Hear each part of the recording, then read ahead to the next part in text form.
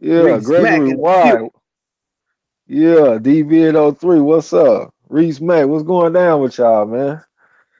Yeah, I see my man Great Drink said it's trivia time. Yeah, we got a little bit of everything, man. I got some fights I done broke down. I got two real fights and two fantasies. I got Jaime Mongia versus Liam Smith, Jamal Charlo versus Danny Jacobs, Amir Khan versus Adrian Broner, and Alexander Usyk versus Marek Gassiev. Sandra Brown, what's up? Sandra Brown in the building. Hey, Gabe. Yeah, so yeah, we got a little bit of trivia, and more than likely we got Kurt Sugar coming through. You know what I'm saying? All So right, all yeah, right. got a little bit of everything. What's up though, bro? Man, been chilling, man, trying to get back to it, catch up with you. Yeah, yeah. So what y'all want to start with, man? I was thinking we could start with my little fight breakdowns. Um, I know a lot of people been talking about Jaime Mongia and stuff like that. So I had to take a little bit closer look at him. You know what I'm saying? At first I was gonna do Mongia versus J Rock because somebody had asked me to do that. But I was like, I'm gonna go ahead and just do him versus Liam Smith since it's a real fight coming up. You know what I'm saying? So I'm gonna start with that. If y'all don't mind, unless y'all got something y'all want to talk about as far as what's going on in the boxing world though. I mean, what's up? It was Well, if not, I'll go ahead and jump right into it. Um, so like I was looking at Jaime Mongia versus Liam Smith. Jaime Mongia 29 and 0, 25 knockouts. Liam Smith is 26 1 and 1 with 14 knockouts. Mongia 21, Liam Smith is 29. Mongia 6 foot even. Liam Smith is 5'9" and a half. So it looked like a big size and youth advantage going to Mongia. If you look at their opponents that they've been fighting, Mongia's opponents are 294, 161, and 23. That's a 62% win percentage. That's not very good. You look at other fighters, they be up in the 80s, the low 80s, and mid 70s and stuff. Liam Smith, his opponents though, are 367, 383, and 29. That's a 47% win percentage. That's terrible.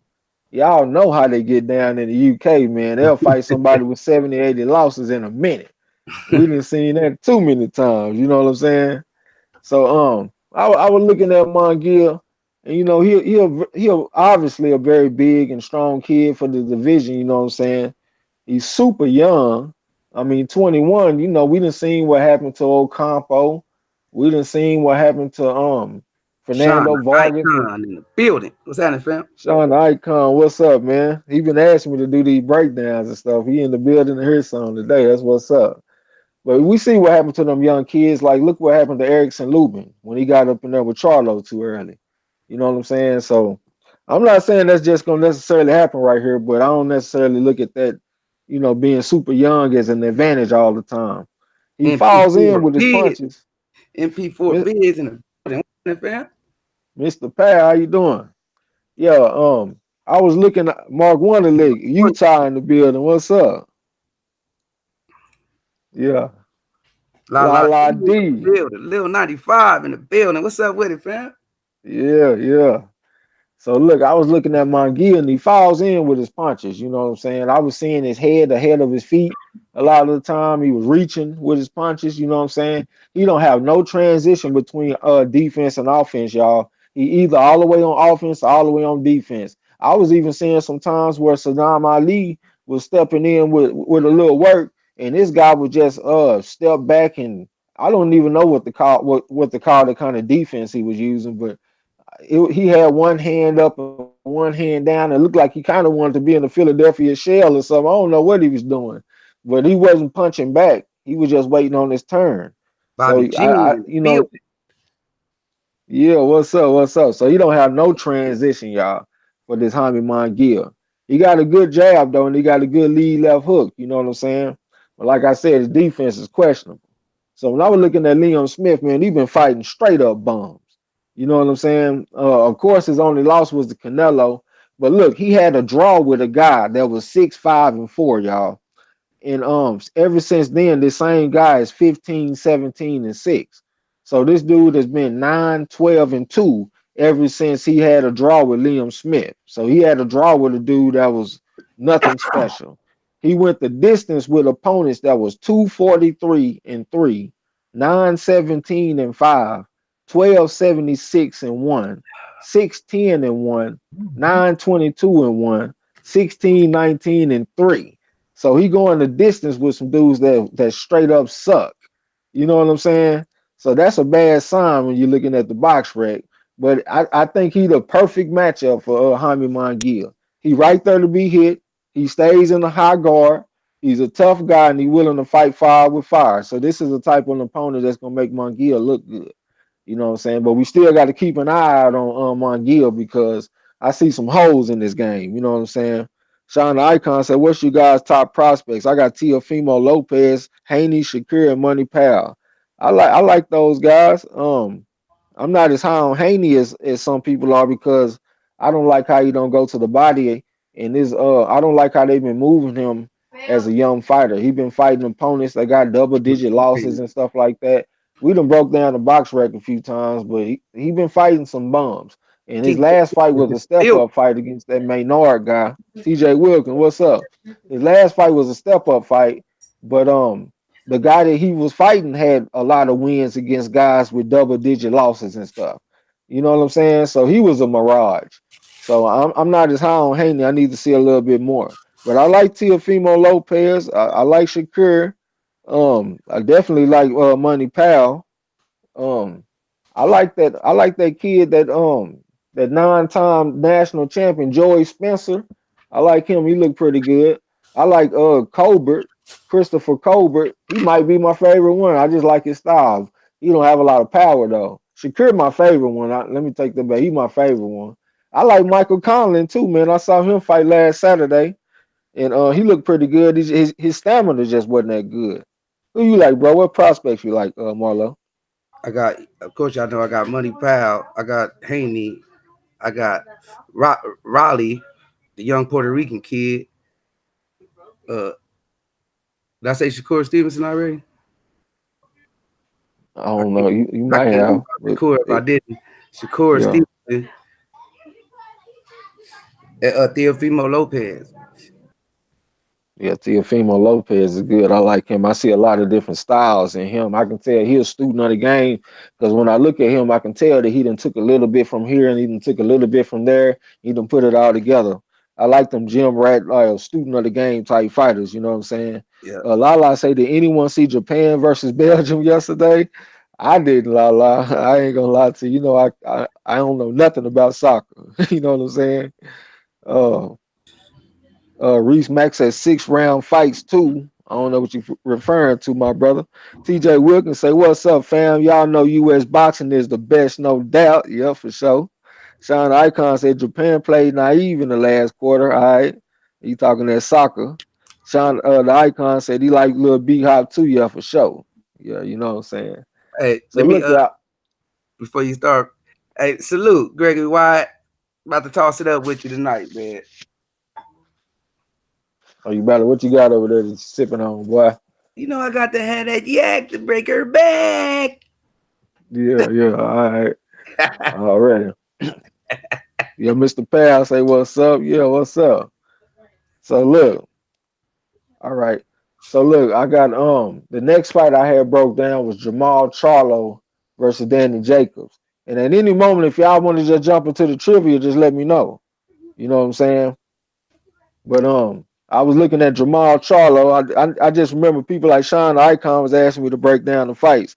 Mr. Powell said Munguia will wipe out Smith around the 7th round. I think he's gonna wipe him out too. It might be earlier than that. I think Liam Smith is the perfect opponent to make him look good.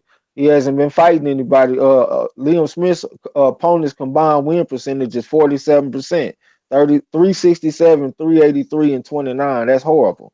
He over there fighting straight bums. And he done went the distance with some fighters he didn't have no distance going with. Like a dude that was 12, 76, and 1. That's terrible. So on the next fight, I was looking at Jamal Charlo and Danny Jacobs. That's one I've been wanting to break down. You know what I'm saying? So Jamal Charlo, He's 27-0 with 21 knockouts. Danny Jacobs 34-2 with 29 knockouts. I want to know what y'all think about this too. What y'all think about this fight? Craig Crazy J, what's J up, in the man? building. Yeah, I want to know who y'all think gonna win this fight if they ever fought. You know what I'm saying? It's a fantasy matchup. So look, Jamal Charlo is 28 years old. Danny Jacobs is 31.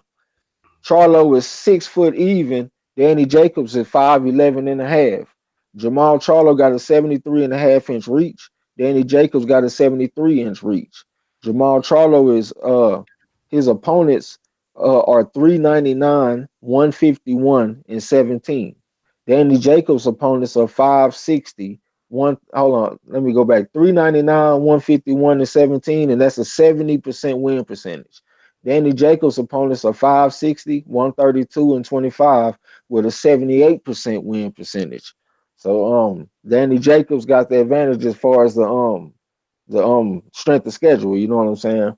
Now when I just look at their styles, I mean Charlo, he got a great jab, of course. You know what I'm saying? He's very athletic, got a great right hand, he got great power, he got good timing. You know what I'm saying? He can be a little basic, just you relying on the 1-2 a lot. Doesn't really go to the body a lot. You know what I'm saying? He will counter. He can counter punch. You know what I'm saying? He very emotional. I hope y'all don't take that wrong. Like I'm trying to put him down. Rod X, what's up? Rod X in the building. Yeah, but he is emotional. Yeah, yeah, but he is emotional though. You know what I'm saying? That's just a characteristic of him. Danny Jacobs, he got some good overall skills. You know what I'm saying? He decently talented. Like he ain't just the fastest guy. He ain't just the hardest hitting guy, but he a well-rounded type fighter. He a very proud fighter. You know what I'm saying? He ain't gonna just go lay down. You know how he is. He Brooklyn tough and all that kind of stuff. But sometimes he fights down to his competition. You know what I'm saying? I've seen him in some fights like against Selecki. He didn't look at the best that I ever saw him against the Latin State, Sergio Mora. I think he kind of made that a little tougher than he had to. Of course, this ain't that situation because Jamal Charlo is a good fighter, but that's just a characteristic that I see in him. He's susceptible to getting hit with jabs because he puts a lot of weight on his front foot while he's on the outside. You know what I'm saying? So throughout his career, I've been seeing him get hit with jabs. Let me look in the chat real quick. Reese Mack said he'll pick Jacobs by unanimous decision. Mr. Powell said Joey Spencer is smooth. Yeah, 9-time national champion. You don't hear that every day. Sean Icon said, I got Charlo. I feel like he's stronger, taller, more reach, and the momentum is with him. He stays in there and counters well. That's a good point. I'm with you too. I would pick Charlo too. I mean, out with the old, in with the new. Charlo, like I said, Danny Jacobs has trouble with fighters with good jabs, and Charlo got one of the best, most powerful jabs in the business. He can drop you with a jab. You know what I'm saying? You put a right hand behind it. He a young guy. He only 28 years old. He he like he's not gonna take no for an answer. You know what I'm saying? Like this is his time. Like so, I think he gonna have like a lot of like momentum behind him, like my man just said, Sean Icon. So I will go with Jamal Charlo. Who Mike would you pick in that fight, Boxing Marlo? in the building. What's happening? Mike James, go organic meditation. What's up? Organic Who would meditation. you take, Marlo? I'm going with Charlo. I want to see this You go fight with too. Charlo. Yeah, I want to see this fight too. Daddy Jacob. Yeah, I think. Oh, go ahead, bro. My bad. I was going to say Daddy Jacobs be a nice comparison for skill and movement. Ticket TV in the building. What's happening, fam? What's up, man? Ticket TV. Yeah, as far as comparison and shit like that, I'd like to see that because that'd be a nice matchup for Charlo going into the Triple G or Canelo fight. Yeah. I think Danny Jacobs is like a good matchup for Jamal Charlo. Not as far as good like beating him. I'm talking about good for Charlo because Charlo got such a good jab. I think he's gonna be able to touch him with it. Kurt Sugar just popped up like Pop Tart. What's up? Peace, Kurt Sugar in the peace, building. What's happening, fam? And peace, peace. I'm a Lakers fan, but Yeah, I ride with What's LeBron. He good, goes family? with the Milwaukee. yeah. What's going on, Kurt? What's up?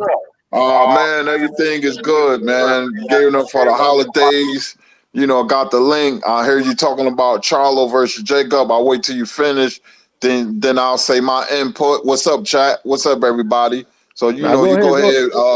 No, you go What you ahead. say? I already finished. I made my pick and everything. Go ahead. Well, when you have a big fight or super fight or a mega fight, I always go with the guy with the most intangibles. I'm talking about not only physical capability. I didn't like Jacob's temperament against Triple G. I felt he was that night. Triple G was right for the pickings, and Jacobs fought. He didn't fight to win. He fought not to lose. That's a big difference in the sport of boxing. Charlo has a more of an edge to him. I think he will go out on a limb and try to beat Triple G instead of fight not to lose. He will go out there to win. He's a slightly bigger, not too much, but he's better athletically. He has a better jab, and more power. And I think he has the better chin, even though we don't really know what Charlo's chin is like, but he has that edge to him that I like. So I'll pick Charlo by TKO 10 rounds. Yeah, that's right. I see the Marche Okay. Scott in the building. LT Green in the building. Marshall Yeah, what's Simmons. up with it? Moody Trey Weather, what's up, man? Yeah, Kid Mid in the building. Peace, Kid Kid Mid, what's Mid. up, bro? I just talked to him earlier via telephone. Cool brother, Kid Mid. Yeah. All Talk about right, your. so oh, you about to say something, bro? No, I was reading Kid Mid. He laughing at your pick. Oh, you want the Oh. shit? Yeah. So look though, I had broke down another fight because Kurt Sugar had been telling me to do this with Alexander Usyk and Murat Gassiev. You know what I'm saying? Man, I don't That's a know good one. how I did not write down Murat Gassiev's record, man. Dang, you know his record off the top of your head, Kurt. It's like Oh man, I 21 and had it it's like 20 and 0 or something. 21, 20 and 0. I'm guessing 15 knockout. Remember, I'm wrong. I had this record in my head when he knocked out Darticos over there. Oh man, not off the top of my head. But I know it was a good record though. Gassiev can fight. He can punch. Man, I'm an idiot, man. Nah, don't say The that. dude is undefeated, y'all. I was going kind of fast, man. So I'm bad about that. But look, Alexander Usyk, he 14 and 0 with 11 knockouts. You know what I'm saying? He 31 years old. Murat Gassiev is 24 years old. Like I said, he undefeated. Alexander Usyk is 30. Is 6'3", and Murat Gassiev is the same height, 6'3". Usyk got a 78-inch reach. Gassiev got a 78-inch reach.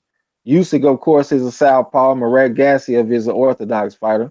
Now, Usyk's opponents have been 299, 62, and 8. That's an 81% win percentage. That's on the high end. You know what I'm saying? That's pretty good. Murat Gassiev's opponents have been 388, 259, and 24. That's a 58% win percentage. That's on the low end. You know what I'm saying?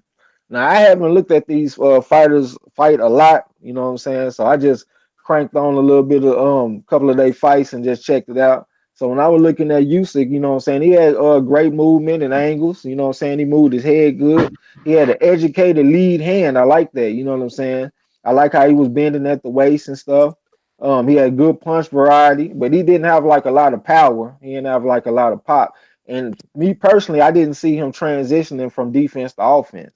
You know what I'm saying? Like when I saw him in there with guys when they was working and stuff, he was like in the high guard and bending at the waist and moving his head, but he wasn't counter punching and punching in between their shots.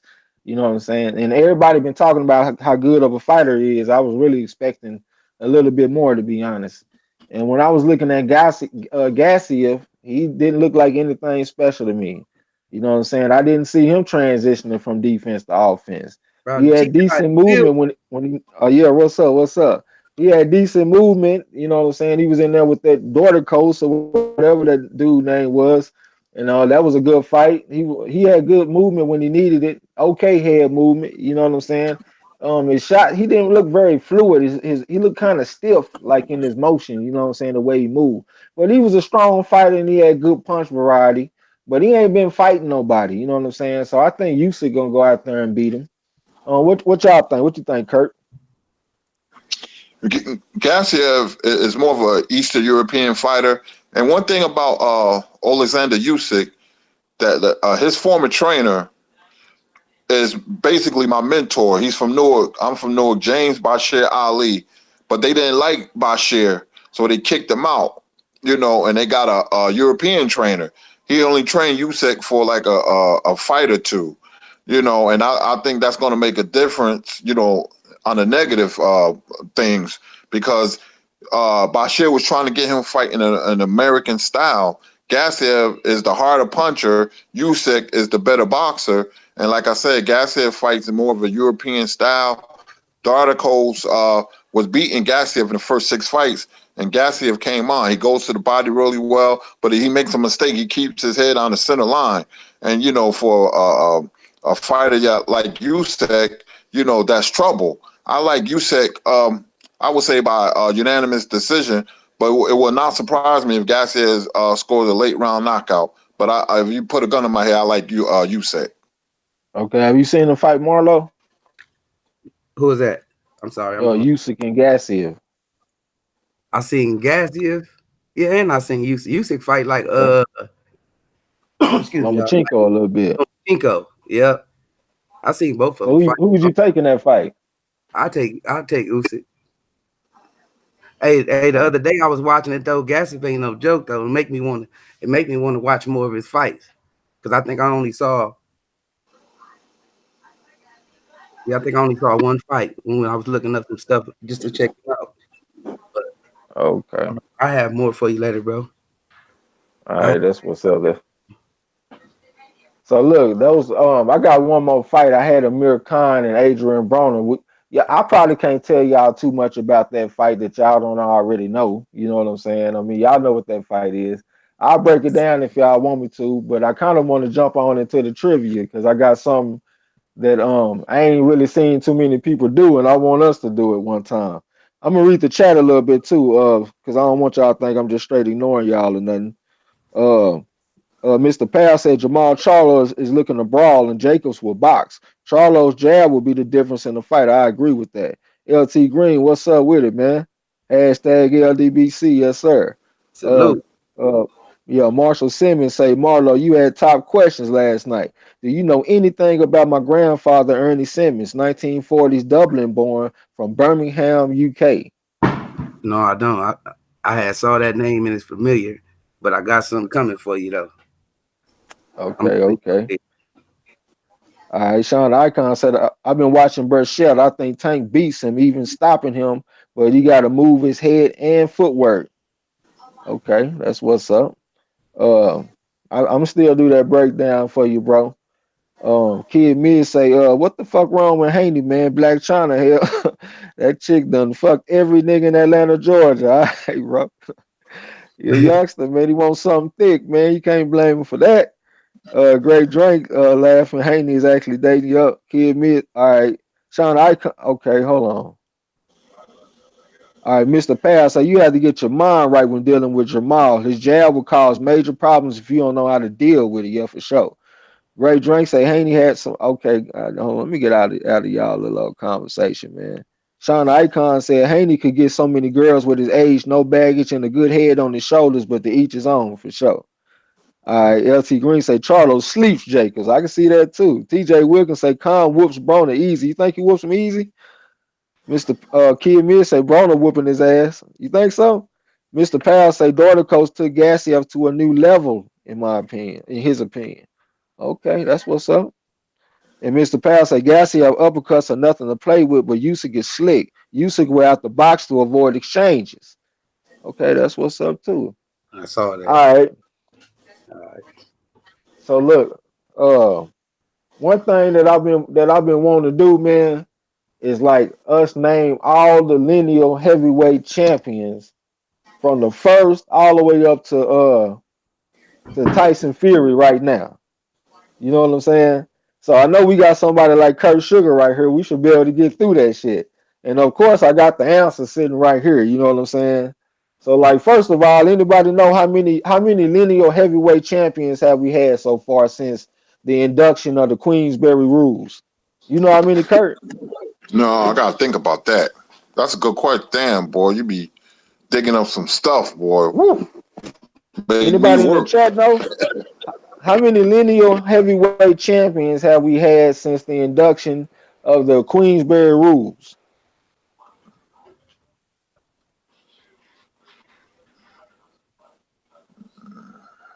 Y'all take a guess out there, man. At least give me a guess or two. I'm gonna take one. Give me say Trey some other. Sean the Icon say 10. St. Cruiser say guessing 8. What's up, St. Cruiser? Marshall Simmons say cool. I know something about the difficult time he boxed in, went to war during his career, etc. Became Navy champion during his time in Navy. Hey, I need Skype. I don't even know what you're talking about, bro. My bad. I'm talking about how many lineal champions have we had since the induction of the Queensberry rules? It done been a lot of champions, y'all. They saying 10, 8, 13, 4, 11. What would you guess, Kurt? I would guess 16. 16? I counted 44. Lineal champions? Yeah. From the beginning, from the first champion all the way up to Tyson Fury. Damn. All right, we're gonna get it then. We're gonna get it. So who was the first champion? John L. Sullivan. John L. Sullivan, that's the first champion. Lala D said 47. LT Green said, all right, bro, 46. Yeah, I counted 44. Mr. Powell said Garcia is a monster. I didn't see nothing special in him, Mr. Powell, but hey, I could be wrong though for sure. I don't know it all, but I know he's been fighting weak opponents though. 58% win percentage. I can't just ignore the the strength of schedule. All right, so look, Reese Mack said, how far back does Marcus of Queensberry go? Well, the first champion under the Queensberry rules that we had was John L. Sullivan, like Kurt Sugar just said. So after John L. Sullivan, who do we get? And John L. Sullivan, he was a champion from 1885 to 1892. So who was a champion that took over after him, that beat him? Sean the Icon said, damn, Kurt a monster. Hey, if you on the corner, man, we all know that shit. Dempsey? Nuh-uh. Who came after John L. Sullivan, y'all? James Corbett. There we go. Moody Trayweather, yeah, in the building. And he was from 1892 to 1897. So who beat James Corbett in 1897? And you know what? This was one of my trivia questions too, y'all. Who beat James Corbett in 1897 for the heavyweight championship? You know, Kurt? Was it Tommy Burns? No, sir. 1897. Hey, Weapons, what's up, man? He said, what's hey, good, Weapons, peace. Yeah. Wait, 1897. Who beat James Corbett for the heavyweight championship in 1897, y'all?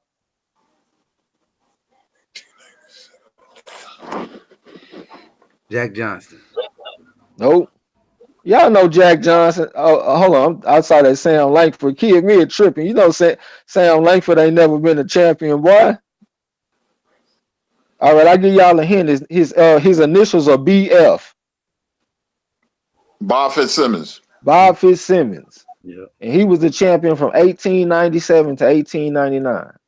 So tell me who beat Bob Fitzsimmons for the belt in 1899.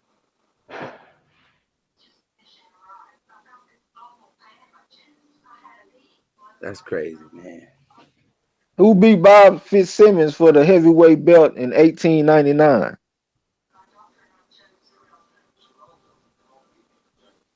So St. Cruz and say middleweight champ, famous solar plexus punch. And you know what, St. Cruz? That's the punch that he used to stop James Corbett.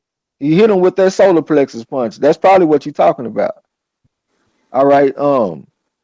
No, I don't see the name up there. The original Great White Hope, y'all.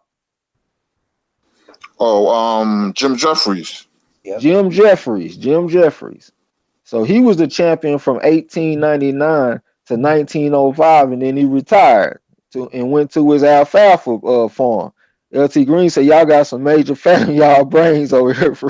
We trying to break it down. I see y'all with y'all Jeffries down there, Moody Trayweather and Reese Mack. So then he retired to go work on his alfalfa farm. You know what I'm saying? So then I guess this guy, the next one, his initials was MH. This might be kind of hard for y'all. I don't know if y'all will know this one. MH. I'll let y'all take a couple guesses at it. Y'all might surprise me. But I guess he picked up the belt when it was vacant or something. I don't know how this shit go, but he the next dude in line after Jim Jeffries retired. So the next champion was MH. Those were his initials. And he was a champion for a short time, 1905 to 1906. St. Cruising. Marvin Hart. Yes, sir. And he was a champion from 1905 to 1906. St. Cruising in the building, kicking behind. Yes, sir. So then, so who beat Marvin Hart for the heavyweight belt in 1906? I'll say Tommy Burns. Okay, you going kind of in and out, but that's who it is, Tommy Burns. Oh, hold on, let me straighten up. Okay. Yep, Tommy Burns beat Marvin Hart for the belt in 1906, and he kept it to 1908. You know what I'm saying? So hold on, let them in the chat say this one, Kurt. So who beat Tommy Burns for the heavyweight belt in 1908? Perfection, what's up, bro? Perfection in the building. Perfection, peace. Yeah, we doing a little. We going from the Lineal Championship from the beginning up to the present. You know what I'm saying? So who beat Tommy Burns for the heavyweight belt? All right, I see it. Gregory Wyatt with the Jack Johnson. Yes, sir. And he kept the belt from 1908 to 1915.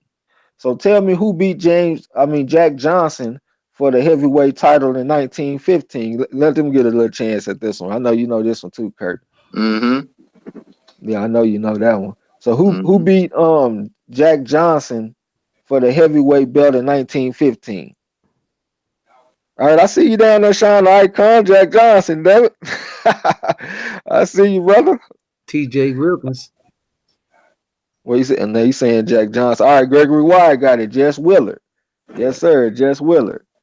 All right, I done lost my place. All right, Jess Willard kept the belt from 1915 to 1919. So I know you know the answer to the next one, Kurt. So let them say this one. Who beat Jess Willard for the heavyweight title in 1919?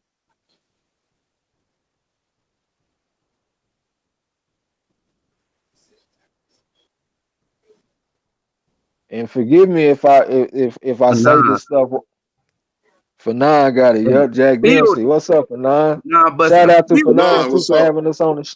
Shout out to Fanon too for having us on the show yesterday, man. We appreciate that. Yeah, appreciate it, Fanon. Okay, we doing the Lineal Championship, y'all. So when like right now, it's only one belt. So when we get down to where we got several belts and stuff, if I sound ignorant, I apologize. You know what I'm saying? I'm trying my best though. So look, so Jack Dempsey beat Jess Willard for the belt in 1919, and he kept it to 1926. So who beat Jack Dempsey for the belt in 1926? I see Perfection down there with the Manasseh Mauler. I know you know this one too, Kurt. Yes, sir. I got some parts where you're gonna jump back up in there though. Looking for Fanon. Fanon hit you with Gene Tunney. Yes, sir. Gene Tunney. Gene Tunney kept the belt from 1926 to 1928, and then he retired. Action cruising. Yeah, I see all y'all down there killing it. Yep, Moody Tradeweather, Gene Tunney. Yes, sir. So he kept the belt from 1926 to 1928, and then he retired. Now I don't know what happened, but the next guy didn't get the belt until 1930. So tell me who the next guy was that got the belt after Gene Tunney. And I'll give y'all a hint to keep it going. His nickname is the Black Ulan of the Rhine.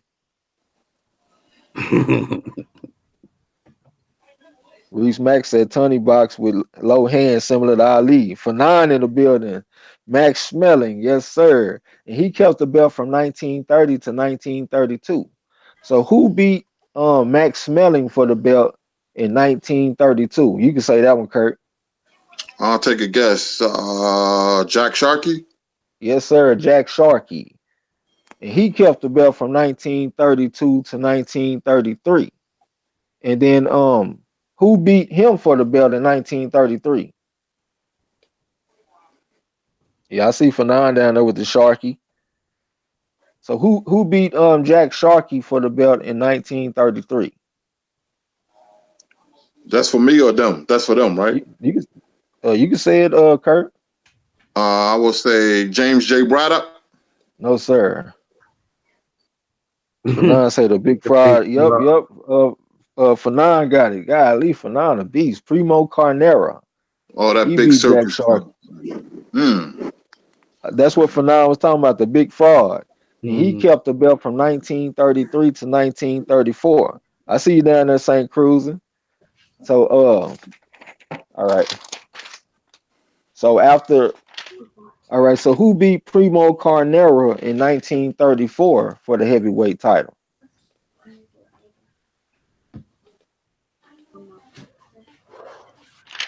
Who beat Primo Carnera in 1934? Max Baer. Fanon got another one. Hey, now I've been waiting on this. It's Yeah. St. Cruz and Reese, I see y'all. All right, St. Cruz and Max Baer, I see y'all. And it all right. So and Max Baer kept the belt from 1934 to 1935. So who beat Max Baer in 1935 for the heavyweight title? Reese Max said Carnero really couldn't box well, just big. Moody, okay, I see y'all. There go Fanon again. James Braddock, James J. Braddock, and he kept the belt from 1935 to 1937. So who beat James Braddock in 1937 for the heavyweight title? And y'all better get this one. I ain't gonna say nothing on this Hands one. down unanimously. I ain't gonna say nothing. Who beat James J. Braddock in 1937 for the heavyweight championship? The Brown Bomber, Fanon. Organic Meditation, Joe Lewis. Yes, sir. Hey, shout And out Joe to Lewis. man. He been shouting us out too, bro.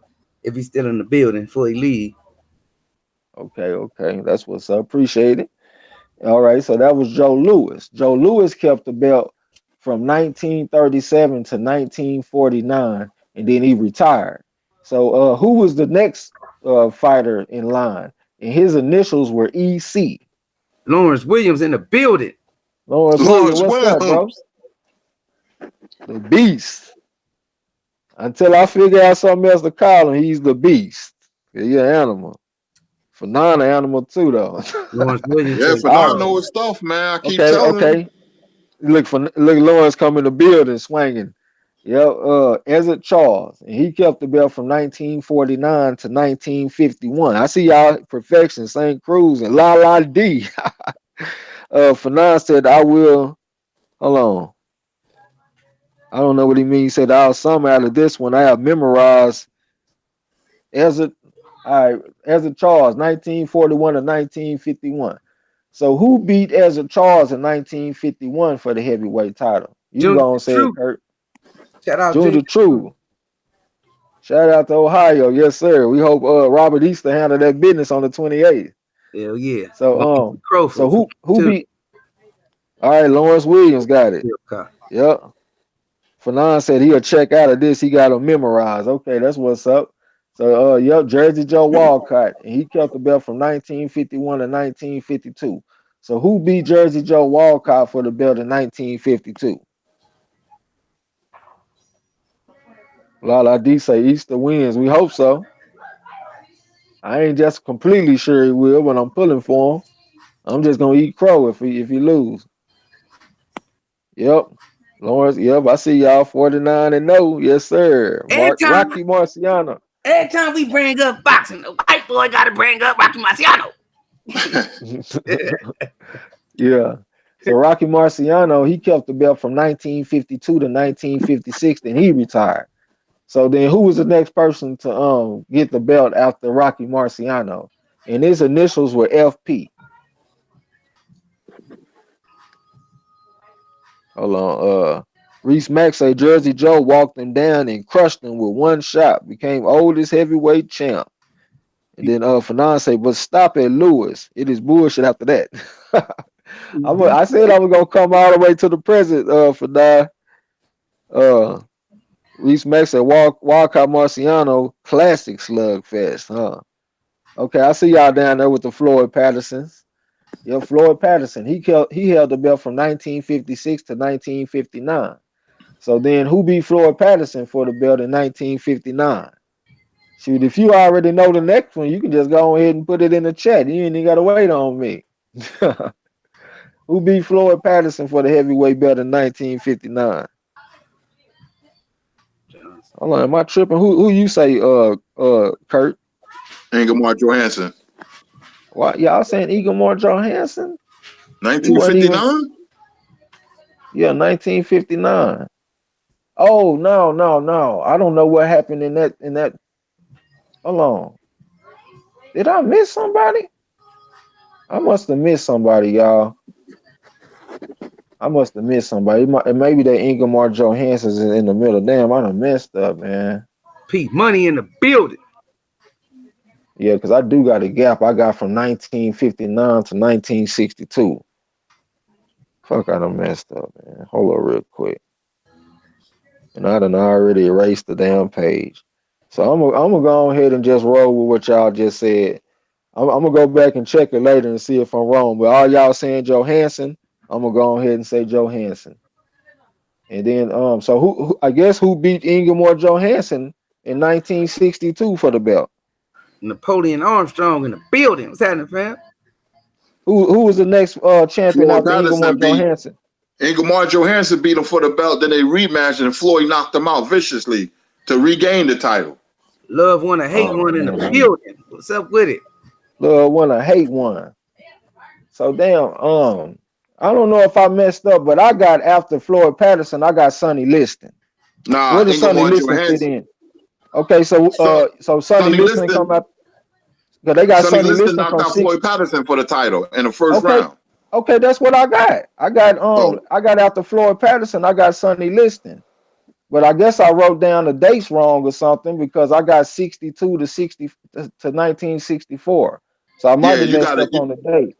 Yeah, you got But that I don't. gap because Ingemar Johansson did beat Floyd Patterson. Floyd Patterson regained it, and then Sonny Oh, Liston got him. That's what happened. oh, okay. So I messed up on that, y'all. My bad. So I'm what he said. Ingemar Johansson beat Floyd Patterson. Then they rematched it. Floyd Patterson got the belt back, and then he lost to Sonny Liston in 1962. So Sonny Liston kept the belt to 1964. So who beat Sonny Liston for the belt in 1964? We already know. I ain't going into that. Yeah, let somebody let that be an easy one for somebody.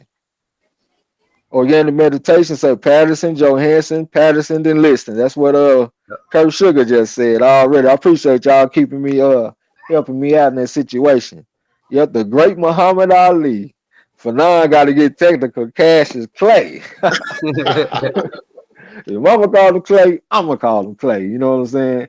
So all right. So of course he changed his name to Muhammad Ali. He kept the belt from 1964 to 1970 until he had his boxing license suspended.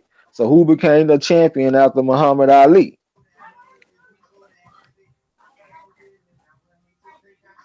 Who became the champion after Muhammad Ali, y'all? That's for me too. All right, Moody Trayweather got it. If you just want to go ahead and say it, you can. Go ahead, Kurt. Oh. Joe Frazier. Joe Frazier, smoking Joe Frazier. I see y'all down there. Fanon, Lawrence Williams, Moody Trayweather. Uniram, you tripping? He said Jimmy Ellis. P Money. Yeah, I see y'all. Sean the Icon. Junior the Truth. All right, we got Joe Frazier. He kept the belt from 1970 to 1973. So who beat hold on, who beat Joe Frazier for the belt in 1973? Roll Tide in the building. What's happening, fam? Roll Tide, what's up, bro? Roll I've been talking Tide. to him. I ain't even get my man a Roll Tide. Roll Lawrence Williams. Tide. Lawrence Williams got it. Who beat Joe Frazier, Kurt? Oh, George Foreman. George Foreman. And he kept the belt from 1973 to 1974. So who defeated George Foreman for the heavyweight title in 1974?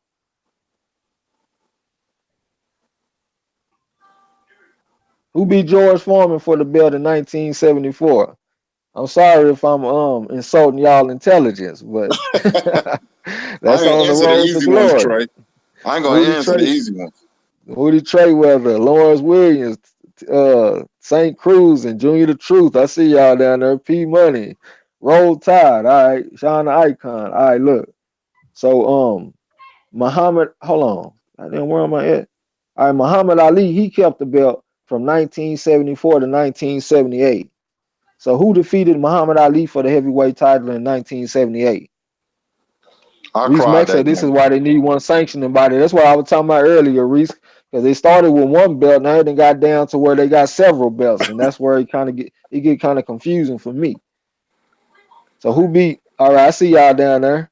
Roll Tide, St. Cruising, Lawrence Williams, yep, Junior the True. Who was it? Kurt Leon Spinks. Leon Spinks, and he had the belt in 1988. Then he had a rematch. And who beat him? Oh, of course, he had a rematch. That's Muhammad Ali. And he kept the belt from 1978 to 1979. And then they said that he retired. So then who was the champion after Muhammad Ali?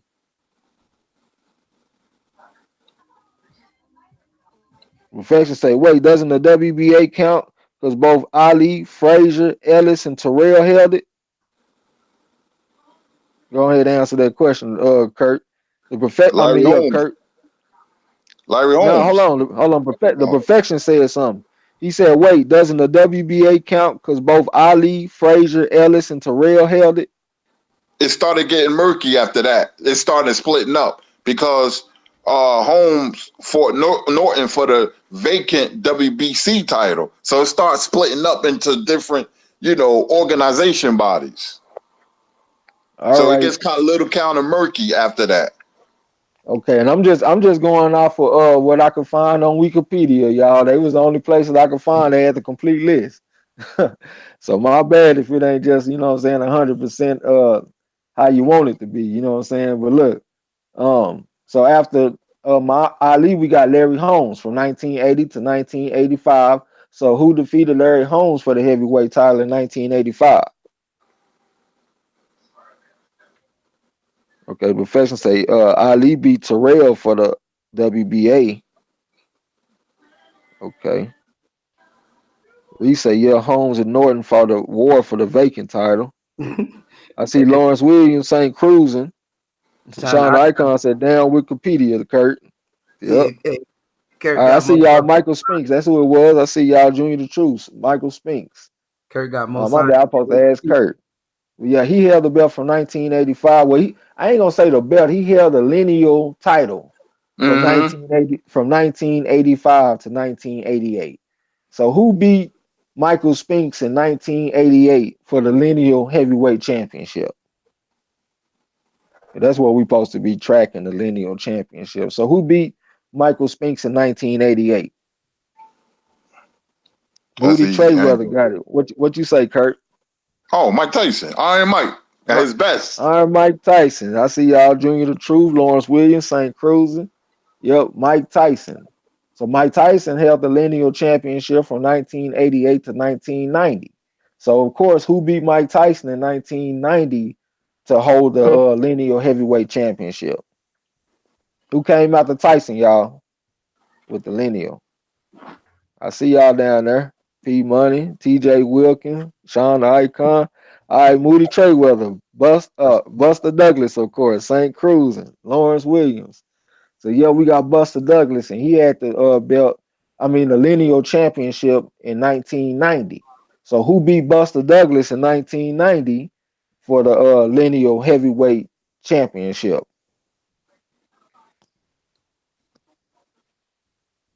Marshall Simmons. I don't know if you've been in here all day, but if you haven't, what's up, man? Yeah, he been in here all day. Okay, Lawrence Williams, he got it. Who you say it is, Kurt? That's The his grand. real deal, Evander Holyfield. The real deal, Evander Holyfield. And he kept it from 1990 to 1992. So who beat Evander Holyfield in 19? Hold on. I got another gap again. I don't know what happened. But it didn't skip the date because Evander Holyfield got it from 1990 to 1992. And I got another gap again. The next guy got it in 1994. Do you know who that guy is, Kurt? The next guy that had a lineal championship after Evander Holyfield? Yeah, Who? because remember, Bo Holyfield had 3 fights, so it can get kind of murky. Okay, Uniram got what I got wrote down. He It was Roll Michael Tide Moore. said Michael Moore. That's who I got, and he had it in Mm-hmm. 1994. You know, I just be getting Mm-hmm. confused when I see them gaps. You know what I mean? Right. So Michael Mm-hmm. Moore had it in 1994. So who beat Michael Moore in 1994 for the lineal heavyweight championship? I know that one. I'm pretty. I know you do. Who? Hey, y'all in the chat. Who beat Michael Moore for the lineal heavyweight championship in 1994? The Perfection said Ray Mercer and Moore had the WBO. Organic Meditation said Moore beat Mercer. Okay. I'm just going off of what I had wrote down. All right, I see y'all St. Cruz and Lawrence Williams, Roll Tide, Sean Icon. They got who Kurt? 2 piece. What happened Who is now? it, Kurt? Who come after Michael Moore? Oh, George Foreman knocked him out. 2 piece. George Foreman from 1994 to 1997.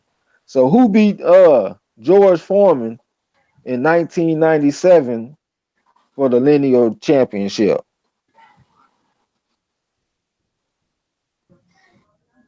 Perfection. He's saying, "Whoa, he might be coming with the real deal." I'm just going off of Wikipedia, bro. He might got a source that's better than what I'm coming with.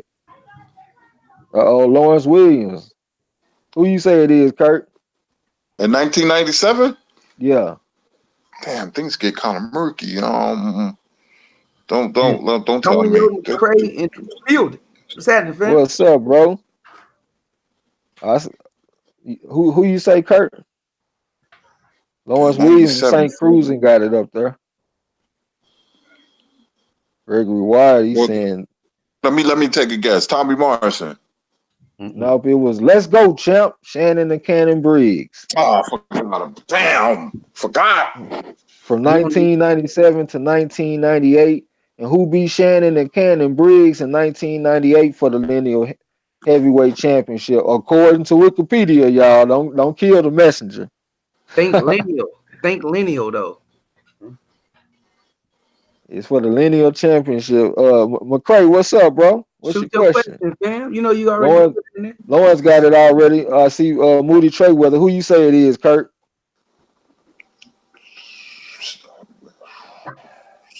Briggs, 1990. 1998 had to be Lennox Lewis. Okay, Lennox Lewis. Yep, Lennox. I see y'all. Roll Tide. What's up, all Clint? Right. Clint, what's up, man? How you doing, brother? I don't want to mess your last name up, man. But welcome to the gym. Yeah, I ain't gonna fuck my bad, bro, for even attempting. St. Cruz, and I see you down there. All right, so Lennox Lewis, he held the lineal heavyweight championship from 1998 to 2001. So who beat Lennox Lewis in 2001 and claimed the lineal heavyweight championship in 2001?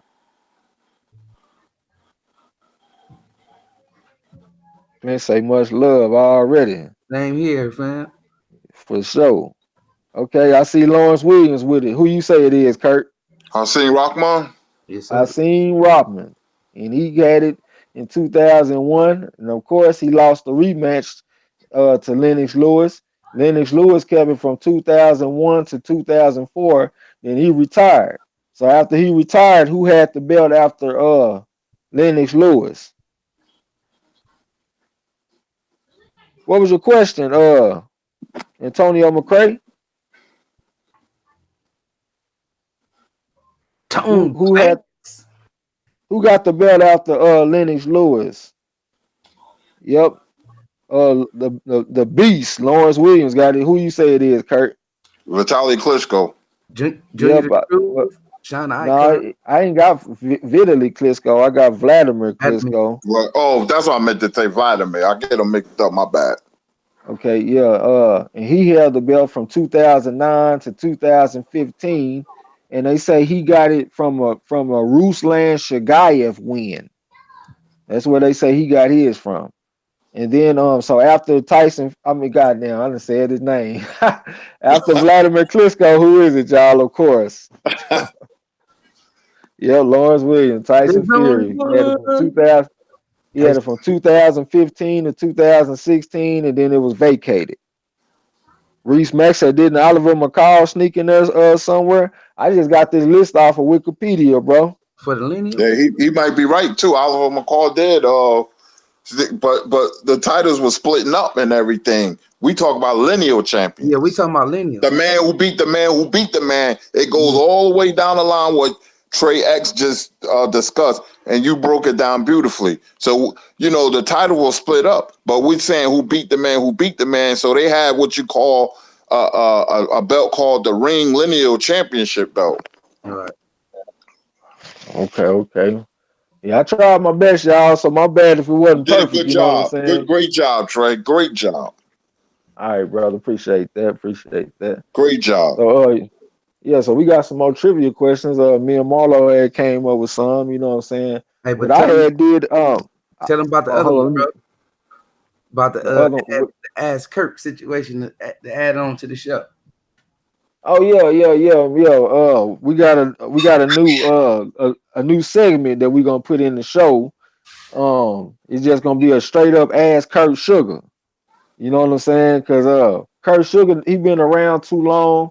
He know too much boxing to just be sitting up here as decoration, like some kind of ornament or something. I'm So we fine, man. I gonna love the show, bro. But thanks a lot. I appreciate it. we gotta keep Kurt Sugar involved. So we gotta have some time where we just gonna ask Kurt Sugar some questions. You know what I'm saying? So we can do that right now if y'all want to, or we can jump into the little trivia questions. I know y'all just use y'all brain a lot. Y'all might not want to jump right into the trivia, so it's on y'all, whatever you want to do. You know what I'm saying? And TRAE, I appreciate that too, y'all. I want to start adding some commentary to teach people. I can learn from them about my feelings about certain fights and certain fights of the past because Marlo's Corner featuring TRAE X, we're big on history, so I don't want to just forget the forgotten great fighters and, little tidbits here and there to add to the show. Okay. I appreciate that, Sean Icon. He said, nah, Trey, you a beast in this boxing thing, man. For real. Appreciate that, bro. LT Green say Spence versus Canelo. What you think about that, Kurt? Spence better not go messing with Canelo. That boy can fight. That boy Canelo can fight. Spence don't have the style to beat Canelo, man. I'm serious. You can't stand in front of Canelo like that and go to the body. He gonna leave himself wide open. I study fighters. I've been looking at Canelo way before he became popular in the United States. Let me tell you something. He has this move. He did it against Kirkland and he did it against Amir Khan. It's beautiful too. What he'll do, he'll fake the jab to the chest and come with an overhand right.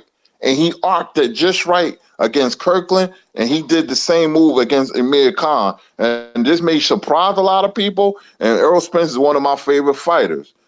But that boy from Jalisco, Mexico is a fighter, man. And I'm telling you, he will knock Spence the smooth out. Cold. Don't go messing with Canelo. Leave him alone. Go mess with Garcia or Crawford or Thurman. Don't mess with Canelo.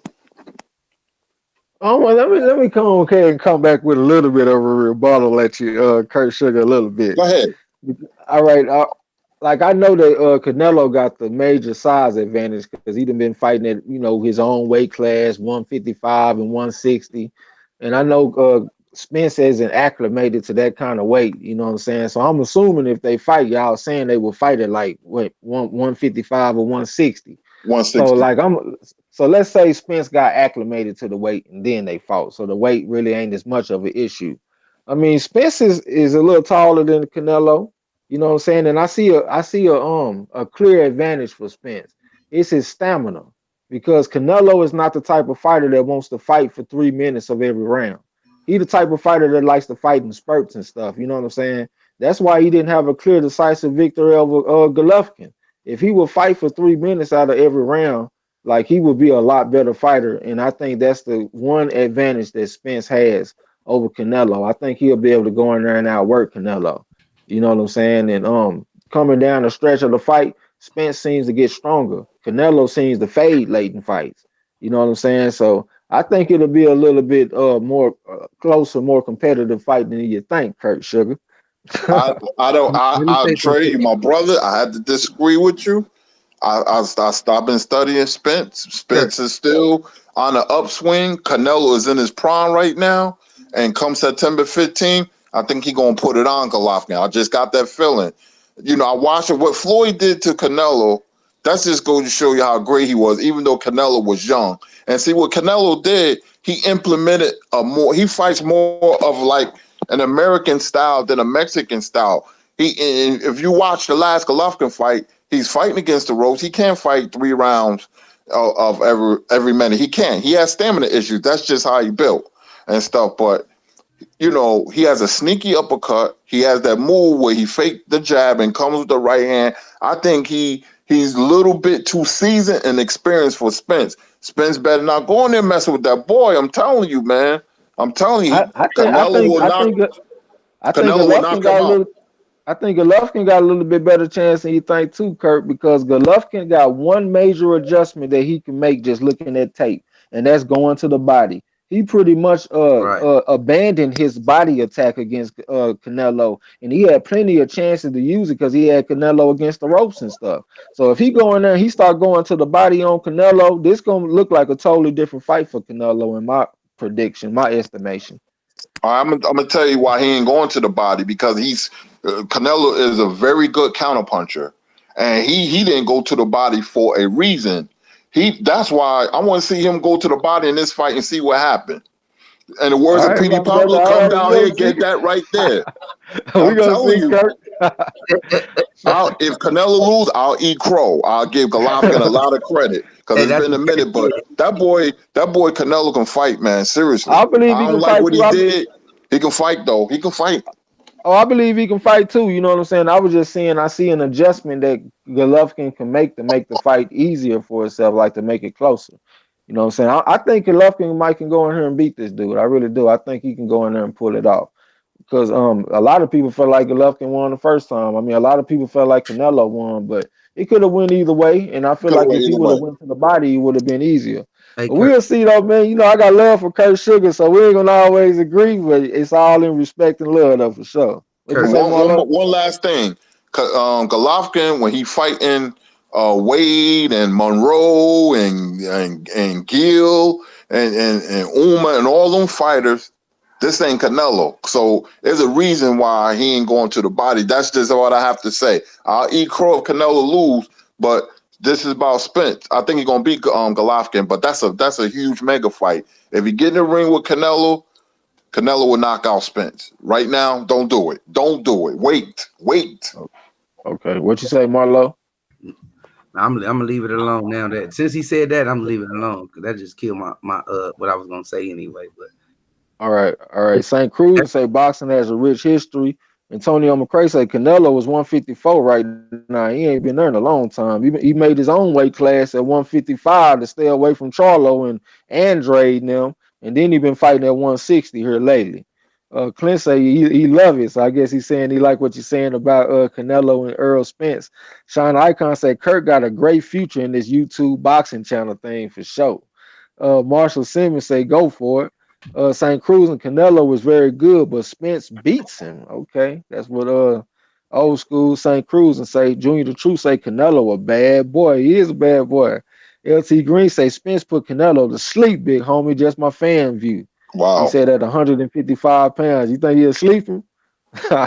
We respect your opinion, bro. Junior the Truth say EJ will smoke him out of there though. Come on up out of there, boy. You'll smoke him out that hole. That's what Junior the Truth say. The perfection say Canelo good, but I don't think so, Kurt. Ooh, everybody disagree with you, Kurt. Kurt say I'm he don't taking need no money. strength in numbers. He his own man. Kurt taking I, bets. He taking bets. Antonio McCray say, damn, the man has a point. So you got one person that's on your side, Antonio McCray. La D say, but Floyd messed with Canelo and Spence can hang with Floyd. But styles that's make fights. different. You can't do That's the different. triangle theory in boxing, La. you can kind of do the theory when it come to levels, but you can't do the when they all good fighters, you can't do the triangle theory. Clint Ciafana, my bad, bro.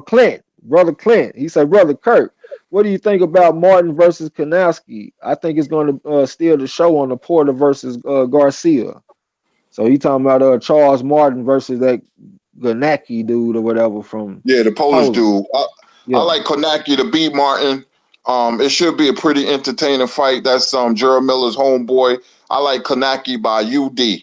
Charles Martin, man, I'm not really, ever since he sold his title to Joshua, because he went over there to lay down the first punch, he wanted to quit. But I like Konaki. Either late round stoppage or unanimous decision for Konaki. Adam Konaki, I believe his name is. I haven't looked at the box record. Tech in the building. What's happening, fam? What's up with it? I haven't broke down the box record, nothing, you know what I'm saying? So I don't know how active Charles Martin been, nothing like that. But I just know, like, just looking at them two, I see one fighter and I see one pretend fighter. And I'm gonna take the fighter. Because I know Kornacki gonna go out there and fight. I done seen what Charles Martin will do. He gonna go out there and he'll lay down. Like he got some cur in him. Like when they be fighting them dogs and shit, them dogs that don't scratch, they call him a cur. He a cur. So I ain't gonna never take the cur, you know what I'm saying? Yeah, St. Cruz and say Spence tires him out with the body work. Stamina wins it. So they say feeling what I'm talking about with the stamina. P Money say Canelo can definitely fight, and I feel like the fight will be a mega fight. But I think Spence will give Canelo an excellent fight. But Spence will have to KO him to win. So I got Canelo. All right. La D say plus that was sparring. Spence with Floyd, not the same. Yeah, it's different when the lights come on. Sean the Icon say he got KO power with one punch. So I guess you talking about Canelo on that. Marshall Simmons say they feed Canelo sawdust. He's that hard. Nice, bro. Yeah. LT Green said you out of there. He said in the juice voice. The perfection say Spence earned respect from Floyd himself. And he said you want to hear the catchphrase, Marlo. The fuck out my gym. Yeah. Hit me in the eye like that. Fuck out my gym. Yeah. Hit Spence in the eye, big bro. What do you think about that? I mean, Canelo couldn't hit Floyd in the eye, but Spence did. Yeah, for real. Yeah, look at St. Cruz and say Canelo Alvarez. Your boy Canelo might not be on that clenbuterol this time, Kurt. Well, we'll see. I ain't counting on that, but we'll see September 15th. I just got this feeling, man. I've been watching Canelo for a long time. You scratch the Floyd fight. Floyd is from another planet, man. Floyd made anybody look bad, man. You know, but I'm saying style make fight. Spence doesn't have the style. He going to stand right in front of Canelo. Fighters that give Canelo problems are movers, man. Trout fought a good fight against Canelo because he was moving. Plus, they had the open scoring, which affected Trout's style. He had to be more aggressive, and that's why he got knocked down. Lara is a mover. Floyd, of course, had the best footwork, boxing I've ever seen. But Spence he's an aggressive fighter, and I'm going to tell you, Canelo would hit him with straight right hands. The way Spence positioned his body. Because, Ocampo hit him a couple of times, but that's Ocampo. But this is Canelo. And Canelo going to go to the body, too. And I love Spence, man. Just not right now. Not right now. Wait. Spence got a bad jab, too, though, Kurt. And Canelo going to have to deal with that jab. You know what I'm saying? It's a different story when you got somebody that's coming to you behind a bad jab. You know what I'm saying? So you gotta count that too, though, Kurt. Yeah, but you gotta understand if Brook can counter Spence's jab, so can Canelo. Canelo is hold on. Brook was a southpaw. That's true. Hold on. I'm tripping. I'm hold on. That's this. I'm wrong on that situation. My bad. I'm wrong about that. Fuck. I'm thinking about Spence. No. Let me say this. Canelo is a very tricky fighter, man. He does a lot of cerebral things in the ring. But let's see what if he looks different, where he gets knocked out by Golovkin, then what we saying is all over. Then people gonna be like, hey, he ain't on that stuff anymore. So let's wait September 15th. But it's a good fight to talk about. It's a mega fight, and I love Spence, man. But I just right now it's Canelo. It's Let Canelo. me say this, Kurt. Let me say this. with Canelo, it's a reason why we didn't see this slick Canelo until he fought Mayweather. Mm-hmm. This dude ain't been slick his whole life. This No. shit is manufactured. Right. He done learned this. It's different from like a Mayweather that's been learning this slick, correct way to fight since he been young, or somebody like Crawford that's been learning this stuff since he was 8, 9 years old or something. This man Canelo just got this slick style in the last 5 years. They fought in 2013. So I mean, yeah, he looked good and stuff, but I don't know if he just got the a vast amount of boxing knowledge like somebody like a true slick fighter like a Crawford or a Mayweather or something. You know what I'm I'm gonna tell saying? you something. Yeah, Trey, that's a good point. I want to piggyback off that. He did something very smart. Early before Floyd, he was more of a stand there, brawler Mexican style fighter. But after Floyd, because Floyd said this numerous times, I taught Canelo when we was fighting. That's what he was trying to say. I seen Canelo do the shoulder roll after the Floyd fight. I seen him trying to fight off the back foot in the last fight against Golovkin. He wearing Muhammad Ali shirts. He said, "I want to be like him." What he was trying to do and trying to say is that he's trying to implement an American style of fight. His strategy, he wants to fight more of an American type of fighter, because he understands fighting black fighters, you have to be slick. Against Charlo, against Spence, he just can't stand there. So, if you notice, against Golovkin, he was moving around and stuff like that. I thought he moved a little bit too much. And I thought he, buzzed Golovkin with a body shot, but we'll see. I just think right now, I don't think Spence can mess with him, man. Jumping up 2 weight division, even though Spence is a big boy. No, we took that out Don't though. fight for them. We said if he got acclimated though. I already put that caveat in. Okay. Hey, You know what I'm saying? can I say something for you? For y'all finish though? Yeah. Because I'm forgetting about what I was gonna say, but I can remember this one. What you think about this though, Kurt? Game plan. That's a big part of boxing, and this is one thing I give everything. Look, this is one thing I give Spence credit for that I don't see a lot of fighters do. He don't bring all his tools out. He take what he need to get in the fight and win the fight. All his fights, you're not gonna see everything that he brings. So the game plan is what slip a lot of our minds because we ain't seen nothing like that in a long time. But I respect everything you're saying. I just wanted to see what you thought about that game plan. All right, but I already Hold on, know. let me catch up in the chat, y'all, because I ain't gonna never catch up. This shit done got long as a motherfucker. Hold up. So I LT Green say, man, damn, Mike James boxing. If I ain't said what's up to you, my bad. What's up, bro? He said Spence ain't ready for Canelo. I give him 2 years. All right, TJ Wilkins say Spence ain't going for the jab to the body. So he say Spence doesn't jab to the body. St. Cruz and say Triple G said the ref warned him very low and he stopped going to the body. Okay. Antonio McCray say, yeah, Canelo over Triple G, but that boy off them PEDs now. LT Green say 2 years, bro, you tripping. Love one and hate one say Canelo will beat Earl Spence right now. Trust me. Same age. Canelo bring quality and quantity. All right, Reese say Thurman's coming back to America. Love one and hate one. Love one and hate one say you talking facts, bro. Lil 95, he say Canelo not KO and Spence. Kid Mid say Canelo will get his ass toe up. Kid Mid say Canelo ain't all that to him. Then Antonio McCray said it'll go the distance, but Canelo was 160. Tax said, you know how much of a fanboy you got to be to think Spence will knock out Canelo? Now hold on, bro. Don't do him like that. I don't even know what you're talking about, but everybody can have their opinion though, bro. Organic Meditation say Canelo will fade and Spence will turn up later in the fight. Perfection say don't lose your money. Organic Meditation say Spence already sparring at 154 pounders. LT Green say Spence puts him to sleep. Marshall Simmons say Canelo got that hard, grimy style. Triple G was fortunate to get that before, so close. Okay, Marshall Simmons say it's one of the hardest to call. Sean Icon said, I agree with Kurt. There's a reason Triple G didn't go to the body because he would get countered with the left hook and go to sleep. Chef, what's up though? What you say? What up though? Chef, what's happening with Demar said, what's up? Demar said, when you going to accept my friend request on Facebook, bro? He say Lomo versus Spence. Hey man, Lomo way too small, bro. You'll get massacred. That would be terrible. Like that would be slow singing and flower bringing if he put that motherfucker Spence. If the bell starts ringing. Lala D said, I got Spence beating Canelo. I'm sorry. Don't be sorry.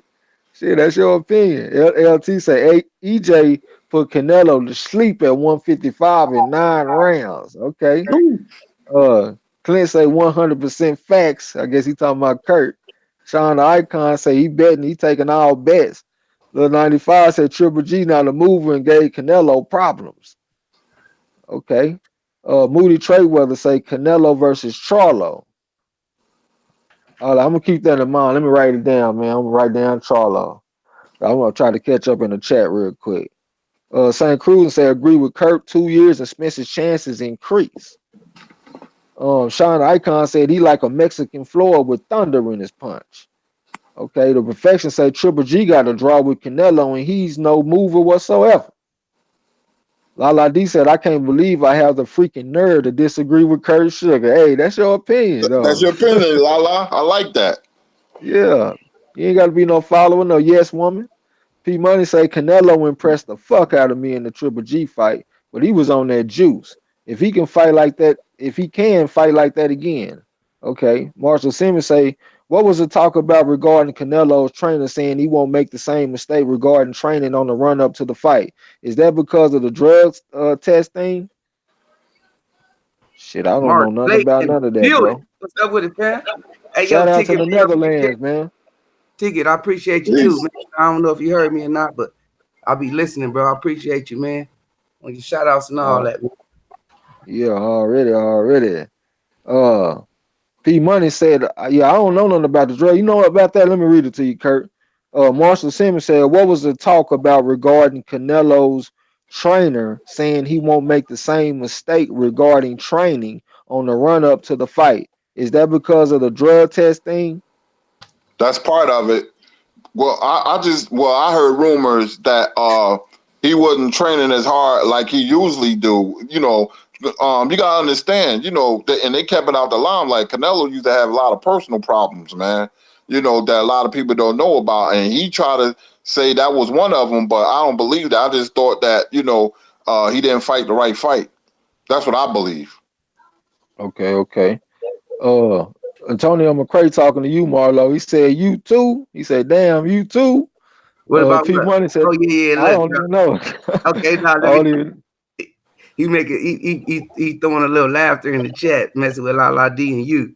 So that's. Okay. Right. I done missed it. We Yeah. on this hardcore boxing today. I done missed it over there. Hold on, my bad, La. Let me tighten up over here. All right, P Money said, I think he potentially stops Triple G. I won't be too surprised, man. Out with the old, in with the new. You know what I'm saying? But I think I'm gonna take Triple G. Sean the Icon said, hit and not be hit style. And one thing about Canelo in this fight, when he fight Triple G, he gonna be coming off a year layoff. You know what I'm saying? Triple G has had one fight. He has had one fight, even though it was a BS fight, but he has had a training camp since his fight with Canelo. So that's one of the reasons why I'm taking Triple G. P Money said Triple G is worn. He looks his age. The rigors of the sport have got to him. I see it too, bro. I'm with you. La D. All right. Moody Trayweather said Triple G about to be put in retirement. Okay. St. Cruz said Triple G is now 36 years old, still 50-50. I had Triple G 8-4 in the first fight. Marshall Simmons said develop his style that way. Very clever. And then Antonio McCray said, I know styles make fights, but 147 to 160 is a big jump. It is. Marshall say game plans. Hey, Crawford's team and Crawford masters at that. Yeah, they got 3 brains, man. He got a brain trust off in his corner. You know what I'm saying? La D talking about Biggie. Yup, Ticket TV say Spence a beast. Hey, I don't disagree with you on that, man. For real. The Marche said he got Lomachenko. He said he got Lomachenko if he fights Spence. Mark Wonderlick, he's still pleading the field. Man, you got to make a pick one day, Mark. Organic Meditation say Charlo beats Canelo. Might even knock him out. What you think about that? I done pushed it back long enough. What you think about Charlo and Canelo, Kurt? I like Charlo. Charlo is athletic. He's big. He can punch. He can box. Charlo can do it all. I mean, he's not the perfect fighter by any means, but he brings a different dimension that will give Canelo problems. He can move. I mean, you look at, like I said, the Floyd and the Lara fight, and you look at the first 4 or 5 rounds. I knew Khan was going to go to sleep, but when he was moving, he was giving Canelo problems. Canelo was just setting him up, which he did. But Charlo is a different animal. His movement and his power, where he would get Canelo's respect. There's a reason why Triple G and Canelo is not rushing to fight Charlo by any means. A fighter know when another fighter is a clear and present danger. They're gonna stay far away from Charlo. Is a nightmare matchup for Canelo to take on Charlo. I'm with you on that. You want to put something in there, Marlo? No, go ahead. I'm doing something. Okay. Mark Blake, yeah, shout out to the Netherlands. Yeah, I see ticket. Antonio McCray said, has Spence ever been rocked? I saw him get rocked against Emmanuel Lartey. Yep. That's the only time I done really just seen him rocked. I didn't saw him get hit with clean shots, like even against Lamont Peterson, and he got hit with punches that he didn't even see coming, and he didn't even wobble or get stumbled or nothing. So I think that kind of showed me that he got a pretty decent chin, even though I saw him take a nice shot against Lartey. That's the time you saw him get hurt too, Kurt. Yep, against Emmanuel Lartey early in his career. He's early. It was early in his career, so Spence is a 10-time better fighter. He got hit with a couple shots against Brook, but I think Spence has a good chin, and he strikes me as a fighter. If he gets knocked down or hurt, he's going to fight back. Some fighters can't do that. They did, he got that in him, that dog in him. He'll be resilient. Some fighters don't have it, and I think he does. See, my favorite thing about Spence, you know what I'm saying, is like I don't really see him get hit twice in a row. I don't see nobody putting the combinations together on him. I see him get hit with one punch at a time. Like as soon as he get hit, he puts his hands up, he gets the bending at the waist and stuff like that, moving his head. He's not just like a stationary target that's just standing right in front of you in a high guard. You know what I'm saying? It's more technical than that. That's what I like about him. All right, everybody saying what's up the ticket. Antonio McCray said he's still dry snitch. Damn, who dry snitching? Lala D said I was going to say, does Vonez count as a fight? That's why I said he had a training camp. You didn't hear me say he had a fight. I know that was like a glorified sparring session. Junior the Truth said I got Triple G over Canelo. Hey, yeah, we together on that one, bro. LT said Charlo sleeps triple week. Yep. Hey, and I feel like Charlo has like the worst style in the world for Triple G because Triple G doesn't counterpunch. He has no transition from defense to offense. He either all the way on offense, all the way on defense. So like I done seen a lot of fighters from Willie Monroe, Curtis Stevens, even Gabe Rosado. I done seen different fighters step to Triple G, and Triple G didn't counterpunch or nothing. He just put his hands up, put the earmuffs on, and took a step back, and he waited for them to stop punching, and then he would return fire. And when I look at Jamal Charlo, he's always first because he has such a good jab. You know what I'm saying? So him being first on Golovkin, that's a bad matchup for Golovkin. I think he'll knock his head off, and whoever in the front row needs to have a catcher's mitt so they can catch the head. I swear, man, because he'll kill Triple G. Lala D said, does Spence spar with Jamal too? Now I heard him say that he hasn't sparred Jamal before. Marshall Simmons said, yeah, but I think they implied he got spiked with a banned substance at a training gym. Okay, I guess they'll say anything besides admitting the truth. I wouldn't expect them to say that we took a banned substance on purpose. If that's what you're talking about. Lala D said, I know we sparred Jamal. Yep. Kid Mid said, bro, loves some Lomachenko. He square business about that? Tell bro to quit smoking that gas, man. He tripping over there if he think Lomachenko gonna beat Spence. That man crazy. Mark Wonderlick said I picked after. Junior the Truth said Triple G over Canelo. The jig is up over at Golden Boy. Hide the kitchen, tools and baby. Yeah, I think he talking about that gay ass dude that was talking about hide your wife and all that shit. St. Cruz and say amateur is hit, not get hit. Pros hurt, not get hurt. Okay, that's one way to put it. Lala D say thanks, Kid Me say he chilling. Sean the Icon said did Brook ever hurt him? It didn't really look like he hurt him. He caught him with some nice little shots though, but I didn't see his legs wobble or nothing like that. He didn't do no little dance or nothing. You know what I'm saying? LT said, great chin, bro. I guess he talking about Spence when he got hit with them shots that he didn't see coming. Mark Wonderlick said, all right, he'll make a pick. The Bears, like he always do. Lala D said, Marlo's corner, you should know Antonio's humor by now. He's saying Cruz said, don't pay for Golden Girl fights until they deal with them racist ass emails. Stream it. Yeah, we're gonna have to holler at MBT Boxing, y'all. For sure. Brooklyn Child, what's up with it, man? I ain't seen you in a while, boy. He said, what's good? Kid Mid said, fuck him, Bo. Brooklyn Child, piece to the chat. LT Green still biting with no teeth. You an animal. Spence, Brooklyn Child say Spence beats Canelo. Spence gets stronger as the fight goes on. Yeah, I see that in him too, bro. Kid Mid said I done told him. All right, yeah. I see LT Green down there. He said, all right, on me. Yeah, so we got a little trivia, man. If y'all want to get into it, unless y'all got some more questions y'all want to ask Kurt Sugar.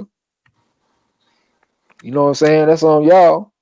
Marshall Simmons say Lomo to beat Spence. You don't mean that, bro. Y'all know too much about boxing. See, the Marshall, he kind of like a casual. So he don't know no better. But y'all been watching too much boxing to be thinking Lomachenko can beat Spence. Don't even come in the gym with that. I might have to tell Marlo to tell you to what, Marlo?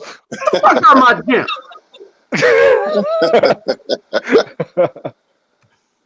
So look, I got some trivia, you know what I'm saying? I had broke down this. Hold on, let me see what Junior the Truth talking about. He says Peterson hit Spence with a 2-piece extra spicy with no napkins, and EJ just smiled and went to work. Yeah, I saw that. That's why. Yeah, Junior the Truth smooth, man. Yeah. So look, I had looked at this video. It was normally I've been doing like fighters, you know what I'm saying? Like I done done Sugar Ray Robinson, Muhammad Ali, Archie Moore, Sugar Ray Leonard. So I didn't want to do a little change up one time. And I saw a video that was talking about some of the greatest light heavyweights of all time earlier. And I thought it was kind of interesting. So I just decided to do some trivia questions off of that. You know what I'm saying? I ain't got a whole lot of them. I got like a dozen of them. I think Marlo got like around a dozen, you know what I'm saying? So we're gonna go ahead and do a little bit of trivia. So look, my first question. You ready, Marlo, too? Yeah, I'm ready. Okay, so look, you go ahead and go first, bro. Cause I've been running my mouth and shit. Go ahead, brother. All right, this boxer nickname is White Lion. As an amateur, he won a gold medal at super heavyweight in 04 Olympics.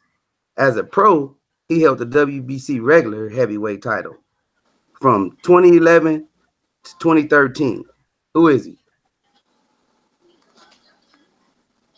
I see you down there too, Marshall. All right, that's what's up. Lala Lee said, was that the worst beating Peterson ever took? I hope so. That was worse than a KO. Look at That was a Lawrence. submission. Lawrence Williams. Alexander Povetkin. Ain't giving no chance. Yes, sir. Yeah, I know what you're saying, Marshall. You said, I said you cannot be serious on that. Yeah, I see you. I knew what you meant. Yes, sir. All right, Lawrence Williams, the beast with the Alexander Povetkin. Next time, just ask Kurt, do he know what the answer is? You know what I'm saying? St. Cruz, and he down there with the Povetkin. All right, look, y'all. So look, my list, my questions, they all about light heavyweight greats of the past. So look, what fighter was nicknamed the Pittsburgh Flash? And don't answer, Kurt. When I see the answer, I'm gonna come to you and let you say it. And Kurt can't see the chat, y'all. He just looking at his phone. You know what I'm saying? So what fighter was nicknamed the Pittsburgh Flash? And he was the champion, the light heavyweight champion from 1939 to 1941.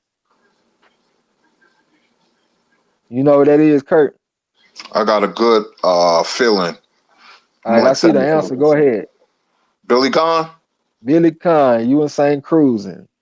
The two animals, yes, sir. All right, go ahead, Marlo. This boxer was a pro kickboxer. As an amateur, he competed in the World Combat League and New York Golden Glove Tournament. In the same year, with a record of 22-0 and one draw with 18 KOs. Who is it?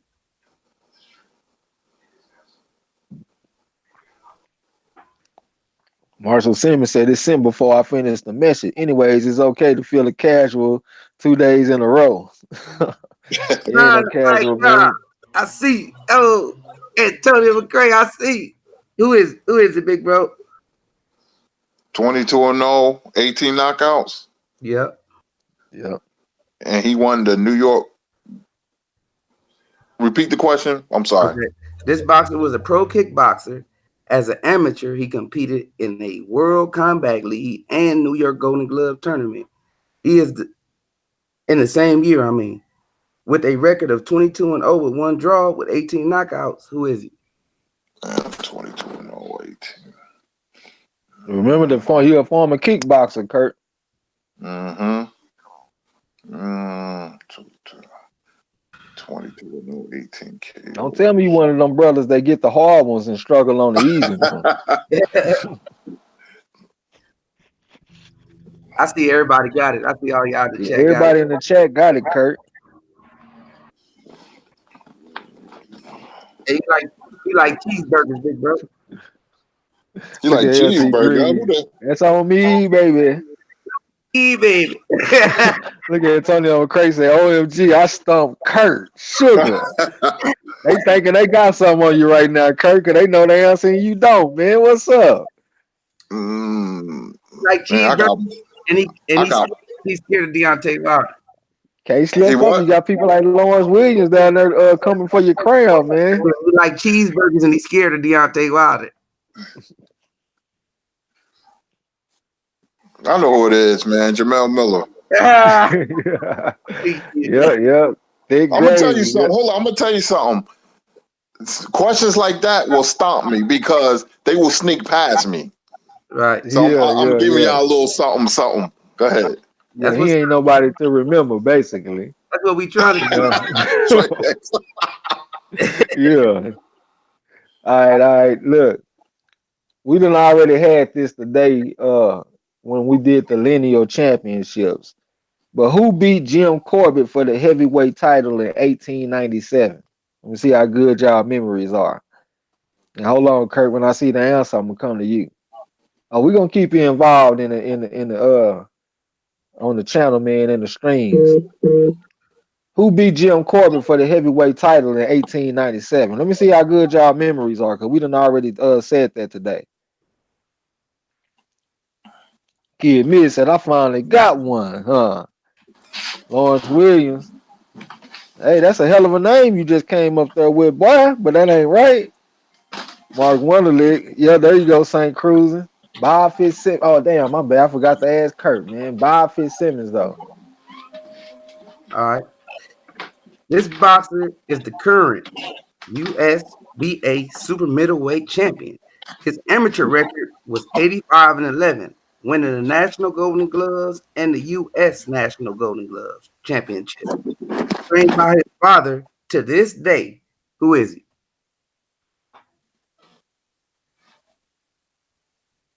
Tony McCray say, this just in, ladies and gentlemen. Me, Jarrell Miller, just signed a $50,000 endorsement deal from Pork Chop Funky. What the hell is it? Pork Chopper Chunky. All right, Lloyd Williams say Hart. Yes, sir. But I was waiting till more answers came in, but Lawrence Williams got it. Jesse Hart. Yep. Damn, my bad. I'm tripping on that shit. All right. I got a little impromptu question. I wasn't even gonna ask this, but I'm gonna ask it real quick anyway. What's the first championship fight ever filmed in America? And you can go ahead and just spit it out there, Kurt, if you know it. Oh man, I knew it before. You asked this before. God, dog. No, I asked a different question. This is a different question right here. I asked you like the first fight period. It's the first championship fight. So I said, what's the first championship fight ever filmed in America? Well, Ali said those white boys forgot the name.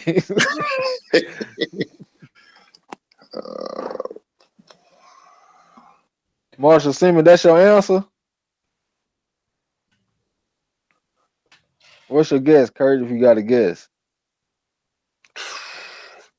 I'll say, I know I'm wrong. Dipsy and Tunney. I know they ain't it. That's what St. Cruising said too, Tunney and them. Oh, he said the same thing? Well, I'll take an uncle if y'all can't get it. I wasn't even gonna ask this question. I'll give y'all a hint. The two fighters in the fight, they done already been mentioned today.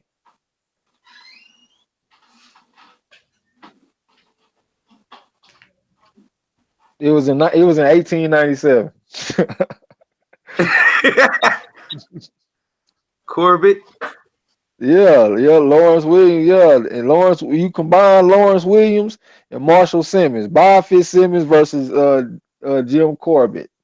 Yeah, that was the first that's the first championship fight ever filmed in America. I wasn't even gonna ask that as a question. All right, go ahead, bro. All right. This boxer won a 2011 Golden Gloves at light heavyweight and currently at super middleweight out of Ashland City, Tennessee, with a record of 17-0 with 10 KOs. He is ranked number 10 by the IBF by the IBF contender. After turning pro in 2014, who is he?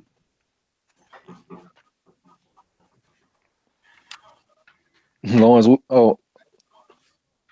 is Lawrence Williams right? Hold on. So what you think it is, Kurt? Oh man, number 10. Tennessee. Well, Lawrence Williams don't play no games, man. I be playing like with that. him. I be high siding talking about he got Google in his glasses, but Lawrence Williams really is a brilliant brother when it comes to this boxing knowledge. I want to see. I want him to be in the panel more. Kurt, we gotta get him back. It's cool, okay, bro. It's Caleb Plant. Oh, I was gonna try to give him a hint. I was gonna say I like this fighter, but you don't think real highly of him. But yep, Caleb. Oh, okay, I don't think highly of Plant. Okay, that's how I was gonna get a hint to bro, because I remember we talked about him, and he told me he don't think real highly. He a good boxer, but bro don't think real highly of him. All right. So look, like I told y'all, I got light heavyweights, y'all. So this one might be kind of tough.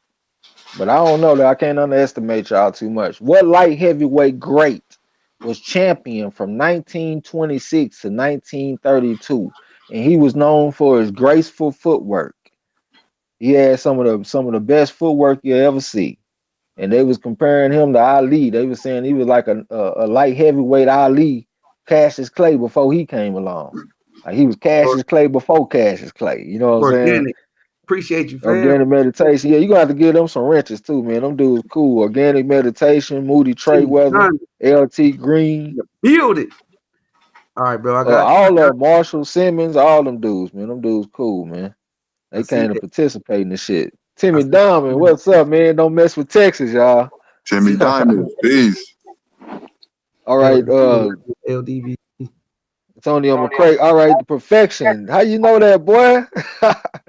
Yeah, Jack Delaney. Oh, my bad. I ain't even asked Kurt. Did you know that, Kurt? No, I didn't. Jack Delaney. No. Jack Delaney. He light heavyweight champion from 1926 to 1932, and he had some footwork for you behind, Kurt. Tripped me out when I seen it. I gotta look at that, Jack Delaney. All right, it's on you, Marlo. All righty. Section said he guessing. Boy, that was a hell of a guess. You sure you ain't go to Google? Wait, not that quick. Timmy Diamond, man, what it do? All right, look. This boxer held the WBC silver super middleweight title between 2015 and 2017. As of February 2018, he is ranked as the world's third best active super middleweight with a record of 24-0, 17 KOs. Who is he?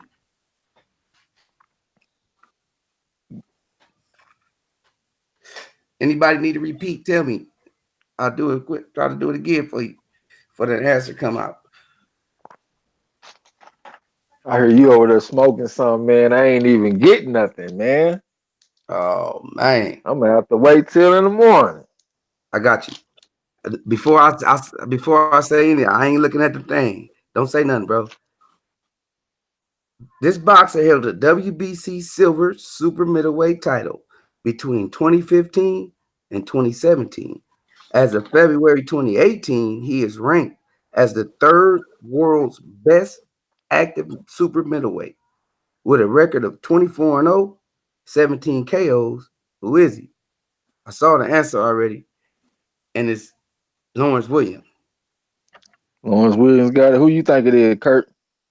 I'll take a guess. Jose Escaltico? No, sir. That Ukatagi. He say Lawrence say it's Callum Smith, I think. Yes, sir. Colin Smith. Boy, Lawrence, man. All right, look. This will be easier, y'all. Who was light heavyweight champion from 1968 to 1974 and was known for his tremendous power? P Money said, "My bad, I'm gassed, man. Hold on, I don't want to hear that shit, bro. I ain't got nothing to smoke on." 68 to 74? Hold on. I'm when I see it, I'm gonna let you say it. Oh, okay. All right, I see it. Who you say it is, Kurt? Bob Foster? There it is, Bob Foster. I see Reese, Lawrence, Timmy Diamonds, St. Cruz, and Bob Foster. Yes, sir. All right. This boxer is a former WBO international title holder. Acted and performed stunts in the 2007 film Strength of Humor. With a record of 28-2 with 20 KOs, who is he? Type in that repeat if y'all want me to repeat it, so you can still have your chance to get the right answer. We ain't gonna announce it until everybody get their answers in. Repeat it again. All right. This boxer is a former WBO international title holder. Acted and performed stunts in the 2007 film Strength of Humor. With a record of 28-2 with 20 KOs, who is he? Not Tarver, Timmy Diamonds.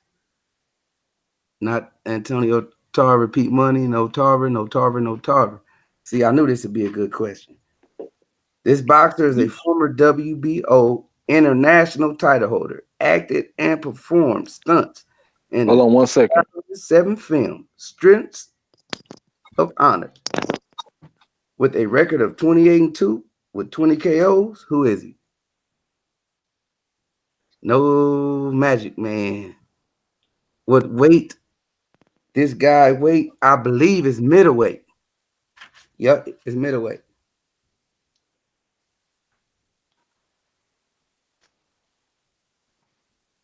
He is a middleweight right now as we speak.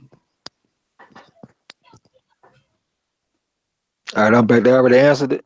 Nope. If y'all want some more clues, either give me an uncle or ask for a clue. Not Tony Bellew.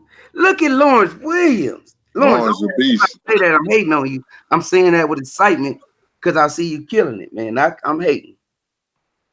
Lawrence Williams, man. Gary Spike O'Sullivan. Lawrence Williams made me a believer from day one. That man is a beast. All right, check this out. Okay. Who did Bob Foster defeat for the light heavyweight title in 1968? I know you know this from Kirk because you told me before. Mm-hmm. So I'm going to let them up in the chat tell me. Who did Bob Foster defeat for the light heavyweight title in 1968? I see Dick Tiger. I see. Hold on, let Kurt say it. Damn. My bad, bro. I'm used what to is it, Kurt? Dick Tiger, terrific left hook, knocked him unconscious. They killed the motherfucker with a left hook. You heard it from Kurt Sugar. I see y'all down there. Who said it? Reese, Timmy Diamonds, Lawrence Williams, of course. St. Cruz, and yes, sir, St. Cruz and another. All right, it's on you, bro. All right. This boxer won a bronze medal at middleweight in the 2007 World Amateur Boxing Championship. As of October 2017, he is the #1 contender for the IBF belt and #5 for the WBC belt. Who is he? And I see we got 34 likes, man. I appreciate all y'all that hit like and stuff, man, for real. Don't forget about the repeat and all that so everybody can get their answer in. And St. Cruz got an answer up. Is that right? No, sir. Repeat Okay. it. All right. This boxer won a bronze medal at middleweight in the 2007 World Amateur Boxing Championship. As of October 2017, he is the #1 contender for the IBF belt and the #5 for the WBC belt. Who is he? I think Lawrence got it. God damn, that Lawrence Williams, boy. No, it ain't Andre. It ain't? No. Okay. 2000. See, I thought y'all was gonna get it because this has been talked about. And you know what I mean? This has been talked about not just only for me, but this has been talked about. Look at Lawrence Williams. Shit, he ain't gonna be wrong too many times. Shit. Yeah, you when I said Hey. Lawrence probably got it, you like it ain't no Andre shit. Nigga, Lawrence is right so much that shit. When he put that shit out there, I expect that shit to be right. Hey, this is the guy, right, that GGG scared of. Yeah, in his last fight, he fought a motherfucker with 22 losses. That motherfucker shorter than me. All right, this gonna be a hard one, y'all. If Lawrence Williams get this shit right, like off the top, man, we might have to shut this shit down, man. I'll get with y'all tomorrow. I ain't even bullshit. I swear. But I got a feeling this nigga about to get this shit. Either him or Kurt Sugar about to get this shit. What fighter do historians say had a manager who created the light heavyweight division for him? They said that the gap between middleweight and heavyweight was too great. So they created a new division for this man. He was the first light heavyweight champion in history in 1903. What fighter do historians say had a manager who created the light heavyweight division for him? And he was basically the first light heavyweight champion in 1903. Moody Trey rather say he plead the fifth. I ain't mad that you appreciate that, homie. LT Green said, I'm gonna cheat on Lauren Williams paper if you're smart. You know what I'm saying? Jack Dillian. Okay. Damn. Who he halfway there. Who you think it is, Kurt? I have no idea, to be honest with you. No idea. Lawrence Williams is half of the way there. Okay. Perfection. He say Kid McCoy and Jack Root. Well, I only saw Jack Root. You know what I'm saying? But yeah, that's who I saw, Jack Root. Who got that perfection? Perfection. He said Kid McCoy and Jack Root. I ain't see nothing about Kid McCoy. I just got this off a documentary, Perfection. Perfection always coming with some extra facts and shit. You know what I'm saying? Well, yeah, Jack Root was the answer to my little question, according to the documentary. Good one, bro. Good one. All right, this lost to Hurd for the vacant IBF title that lasted 9 rounds. Born in Detroit with a record of 27-2 with 21 KOs. Who is he? Lauren said, I knew it was a Jack, though. Yeah, that's why I said you were halfway there, though. Who is that? Look at, did he come typing right back, listening to the question and come back with the answer? Tony. Ask Kurt. What is it, Kurt? Oh, shit. Kurt ain't heard the answer yet. Read the question to him again. Okay. This boxer lost to Hurd for the vacant IBF title that lasted 9 rounds. Born in Detroit with a record of 27-2 with 21 KOs. Who is he? One more time. I'm sorry. All right. This boxer lost to Hurd for the vacant IBF title that lasted. Herb. What's the full name? To Jared Hurd. Jared Hurd. Oh, Tony Harrison. Yes, sir. Yep. Tony Harrison. Yes, sir. Sean Icon said, I'm gonna go to the store and get me one of them Lawrence Williams paperback limited editions, guys. I'm telling you, man, say if that motherfucker Lawrence Williams, if he die, I'm gonna ground his ashes up and grow some weed in that shit and smoke that shit like how high and know all the boxing knowledge. All the shit. I see y'all down there. P Money say Tony Harrison, he was piecing that boy up, and I bet my money too, P Money, and lost. Uh, I was happy at first in the first 8 rounds, had him 5-3. But all right, look, what great light heavyweight was champion from 1927 to 1929 and was a master boxer? That's that's the main detail that I could get out of that, y'all. I was watching this man. This man was such a great boxer. And I would say that this guy has been mentioned today in the chat. He's not a person that you're gonna hear every day, you know what I'm saying? But he's a master boxer. And I say that now it's light heavyweights, Antonio. He's saying Willie Pep. Willie Pep was a little guy. These are light heavyweights. There it is. Lawrence Williams said Tommy. Oh, hold on. My bad. Who you think it is, Kurt? 1927, 1929. Damn, 1927, 1920. Lawrence Williams got it already, but see if Kurt just keep Kurt involved in it. 1927. I don't know how in the fuck Lawrence even know that. I'm really tempted to tell all y'all to get the fuck out my gym right now. I swear. Cause I just knew I had me some uncles coming when I wrote that shit. I was like, yeah, this is the Lawrence Williams and Kurt Sugar Buster edition. That's why I came with this. I don't know, who is it? Tommy Lagan. Luckin or something. I can't remember how they was pronouncing that shit, but it's Tommy and his last name is spelled Loughan. So like Logan or something. He was a champ from 27 to 29, and he was cold with it, Kurt. I think his name is Lawlin. It's Tommy Lawlin, right? I think they might have been saying login or something like that. It was somebody they was saying it, but he was nice with it though, Kurt. I think it was an Irish dude. Okay. The perfectionist of food. Kid me say Suleiman on the nigga panel. Professor said, I'm gonna fuck around and call Lawrence the law, the long arm of the law. Goddamn, it's hard to get away from the long arm of the law, man. He said, I quit. I'm about to roll up and watch Luke Cage. Lawrence Williams is a robot. He a bot, huh, man? LT Green said Lou ran. Oh, that's how they said, bro. Marshall Simmons said Jack DeLane. Sean Icon said they ain't got no business being in the ring with Lawrence Williams. Lawrence a beast, man. Sean Icon, yeah, beast with for trying. Effort is everything in the ring.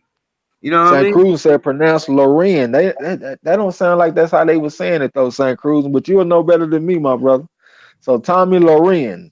All right, you can go, Marlo. All right, this boxer nickname is the Hammer, known for having power in both hands and the relentless body puncher. But after facing a lion in the ring, he has one L with a record of 19-1 with 14 KOs. Who is he?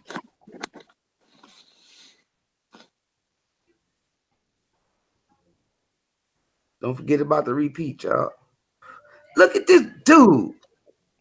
Who you say it is, Kurt? The dude that Charlo knocked down the first round, man. The dude he got it. Yep, Erickson Lubin. I see you. Lubin. Yeah. See y'all. I see all y'all. Lord Williams ain't trying to lose, y'all. You got to see. I'm talking and he typing. That's crazy. Yeah. Yeah, but one thing too though, Kurt, you've been doing this stuff like every day now. So like all of your thoughts are kind of getting saturated with this shit too, you know what I'm saying? So you might need to take you a break or something and let your brain, let you get some reuptake of your neurotransmitters in your brain so you can come back fresh, you know what I'm saying? Yeah, look, I'm good. I'm working on this thing with blood. We got a video. I meant to tell y'all this on Friday. Me, Blood, and a couple more people is going to be on Blood Boxing's Friday afternoon or Friday night. Not too late, you know. And we working on we're going to work on Tyson. I don't know if y'all heard us today. Heard him today. And plus, we're going to work on some heavyweights.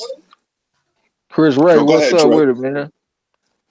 Yeah, La D and them down there laughing. I don't even know what they laughing at. All right, it's on me, Marlo. Yep. All right, look.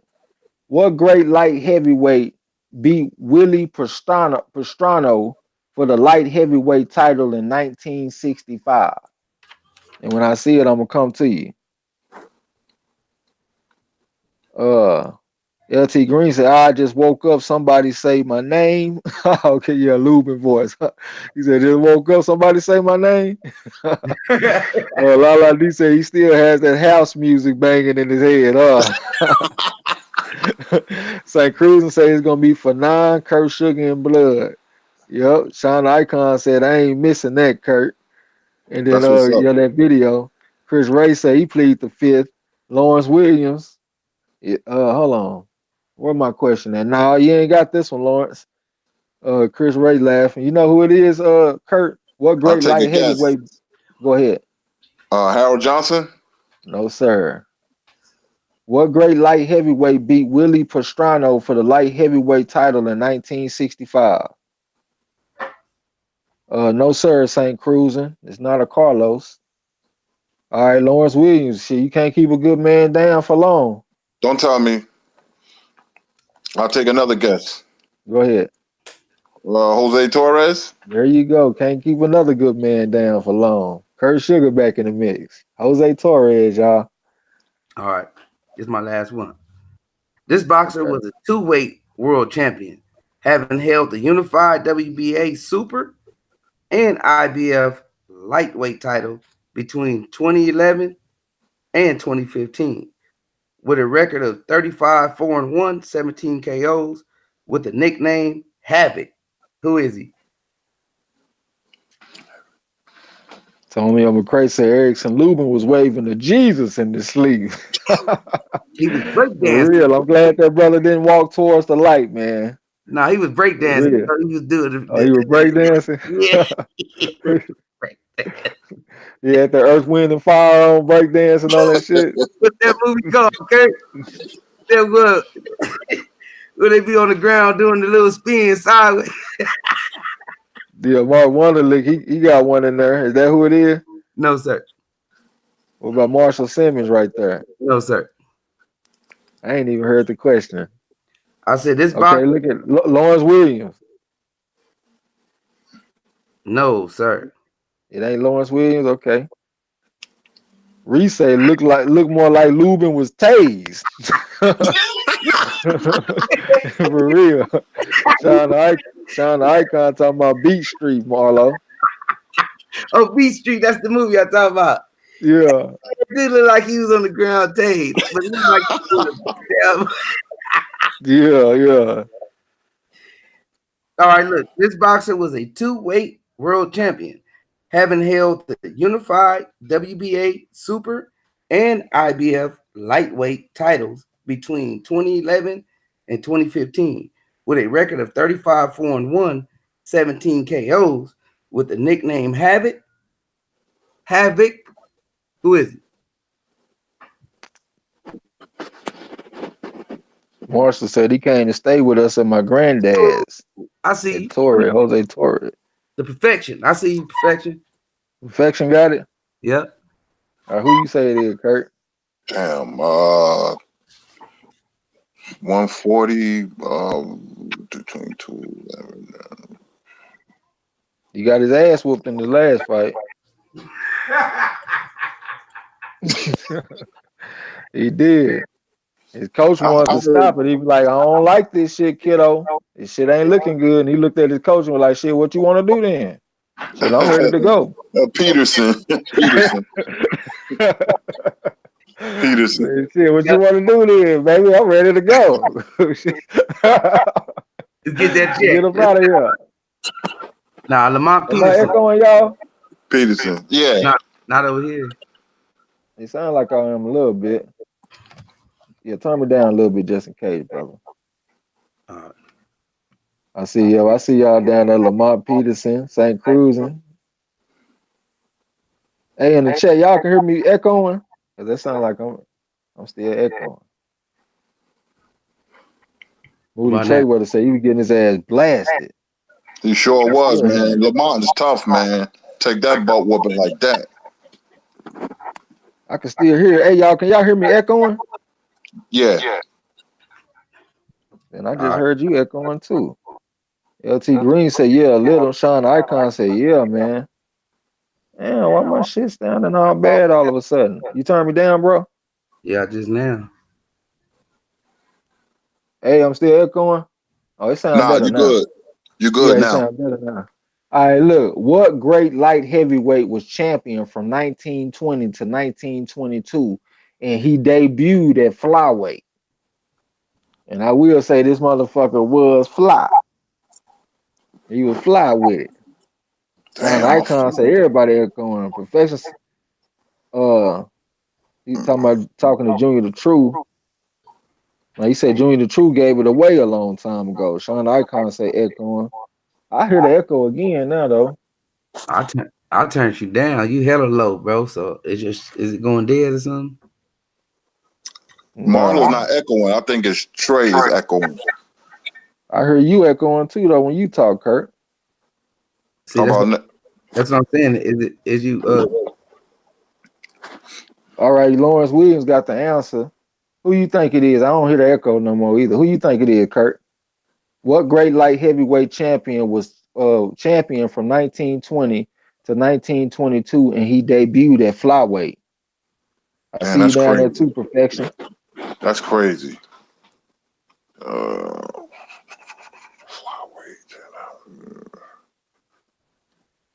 That motherfucker Lawrence, man. You need to come on the panel, boy. Hey, this only a joke. And don't be using your neighbor's Wi-Fi because TRAE get frustrated. Yeah. Hold on 1 second. St. Cruz and say Dempsey destroyed him. That's a hint from the homie St. Cruz. Dempsey Chris Ray said, for real, I'm enjoying the show. You guys are okay. All right, bro. Appreciate that, homie. Appreciate that. Oh, my man, I don't know. I give. I give. Hey, we got a first uncle from Kurt. Nah, I have plenty of uncles. I'm talking about today, though. Today. Oh, okay. Okay, so you gave me an uncle? Nah, I changed. You ain't gave no uncles yet. His initials. I can't let my pride get the best of me. Go ahead. I give you initials. His initials are GC. George Carpentier. There we go. George's Carpentier. Yes, sir. And Lawrence Williams off the top, perfection. St. Cruz and say Jack Dempsey destroyed him. Okay. So my next one, what great light heavyweight was champion from 1961 to 1963 and had a classic fight versus Archie Moore in Archie Moore's first fight at Madison Square Garden? Hey, Mark Wonderlick say Lonzo Ball. Sean Icon said, I feel like I'm on the block with you guys. Literally, yeah, we gonna chill, man. Man, that's how we want to. Man, we talk about boxing and everything, but we want to be feeling like a family environment, man. All respect and love. Really. All right, I see the answer in the chat already. I kind of had a feeling St. Cruz was gonna say that one too. St. Cruz on the scene. Who you think it is, Kurt? Ezra Charles. What great? No, you done mentioned this guy today too. What great light heavyweight champion? What great light heavyweight was champion from 1961 to 1963 and had a classic fight versus Archie Moore in Archie Moore's first fight at Madison Square Garden? And I had actually mentioned this on the trivia that I did for Archie Moore, and I think St. Cruz got that question right that day. That's why I had a feeling he was gonna get it. Chris Ray told me he plead the fifth. It's already in the chat, man. St. Cruz got it. St. Cruz ain't playing no games.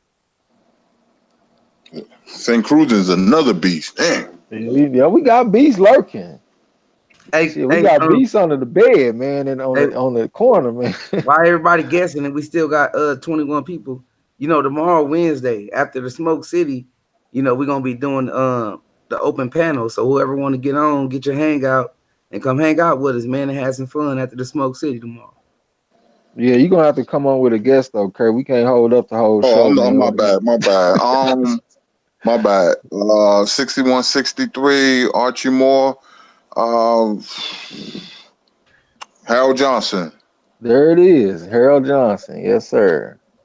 All right. The next one is what great light heavyweight held the title from 1952 to 1961 and defended it 9 times?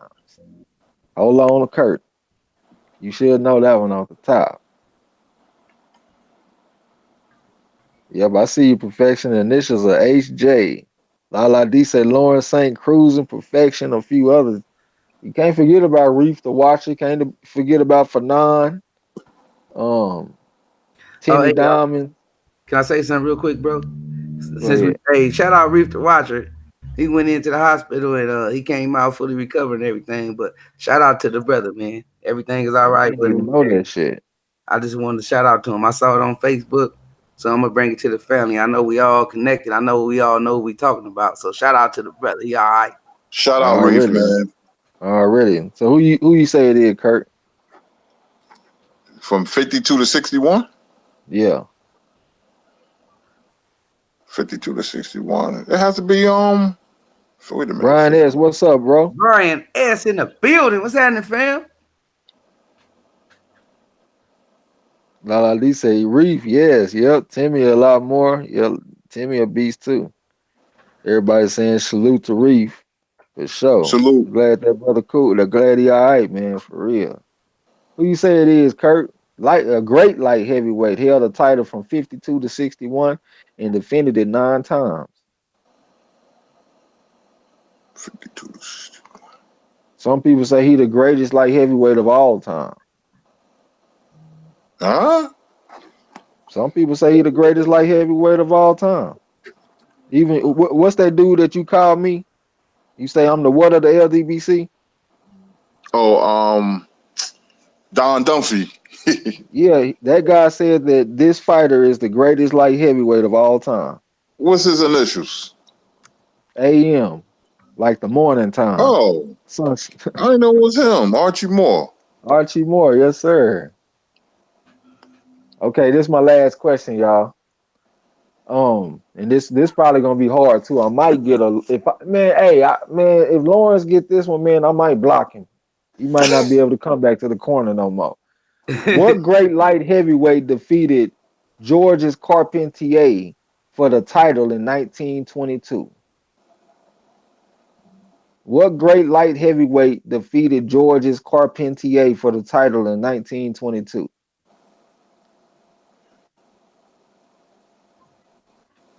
Mark Wonderly say smash the like button. Appreciate it. Brian S. Oh, let me read the chat.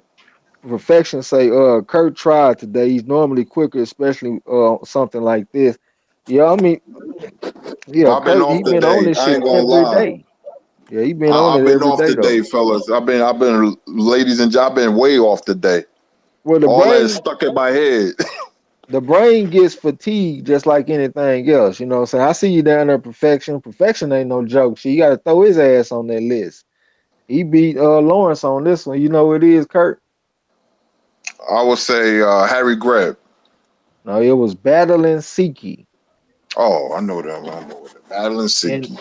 he got to be the Wow. dumbest motherfucker ever because after he won a title, he went and lost his title fighting an Irishman named Mike Mateague. He fought the motherfucker in Dublin on St. Patrick's Day and he lost a decision. How fucking stupid can you be to go fight this dude? And he fought the motherfucker in Ireland on St. Patrick's Day. He got to be the dumbest person I've ever heard of win a belt. No, you ain't getting no decision on that. But that was my last question on y'all. So shit, we can do a little Q&A. You know what I'm saying? If y'all got some questions, we take some questions or whatever. Otherwise, we'll go ahead and shut it down. Man, we got some And we beasts free. in here. That Lawrence Williams, man, Perfection, St. Cruz, and all y'all, man, beast. I gotta be on Yes. my A game. I was on my C- game tonight. Yeah. Reese Mack said Kurt thinking about the barbecue burgers and hot dogs for the cookouts. That's one reason. Reese said me too. He said crack a soda, watch some fireworks. La D say questions. All right, we take some questions. Whatever you want to talk about. Any question, taking questions, anything, opinions, upcoming fights, your favorite fight, anything, tidbits, we call it tidbits, anything. Okay, Lawrence Williams say, who is the only fighter to fight Hall of Famers Roberto Duran, Bernard Hopkins, and Tito Trinidad? Ooh, they came with a bad one. Ooh, I think you got that one too, Kurt. When you said that shit sounded right. Hey, remember when we say questions, it don't have to be about boxing. You know, we into everything, y'all. We family up in the gym. We talk about it all. Is that right, Lawrence Williams? Is it William Joppy? Reese say, yep. Say, hey, don't get it twisted. He's still Kurt Sugar now. I'm gonna tell you something, Trey and Marlo. It's this barbershop downtown Newark. If you go in that barbershop, you got about 7 or 8 beasts in there. That's all we do is talk about boxing all day. You know, we got some beasts, man. That's what's up.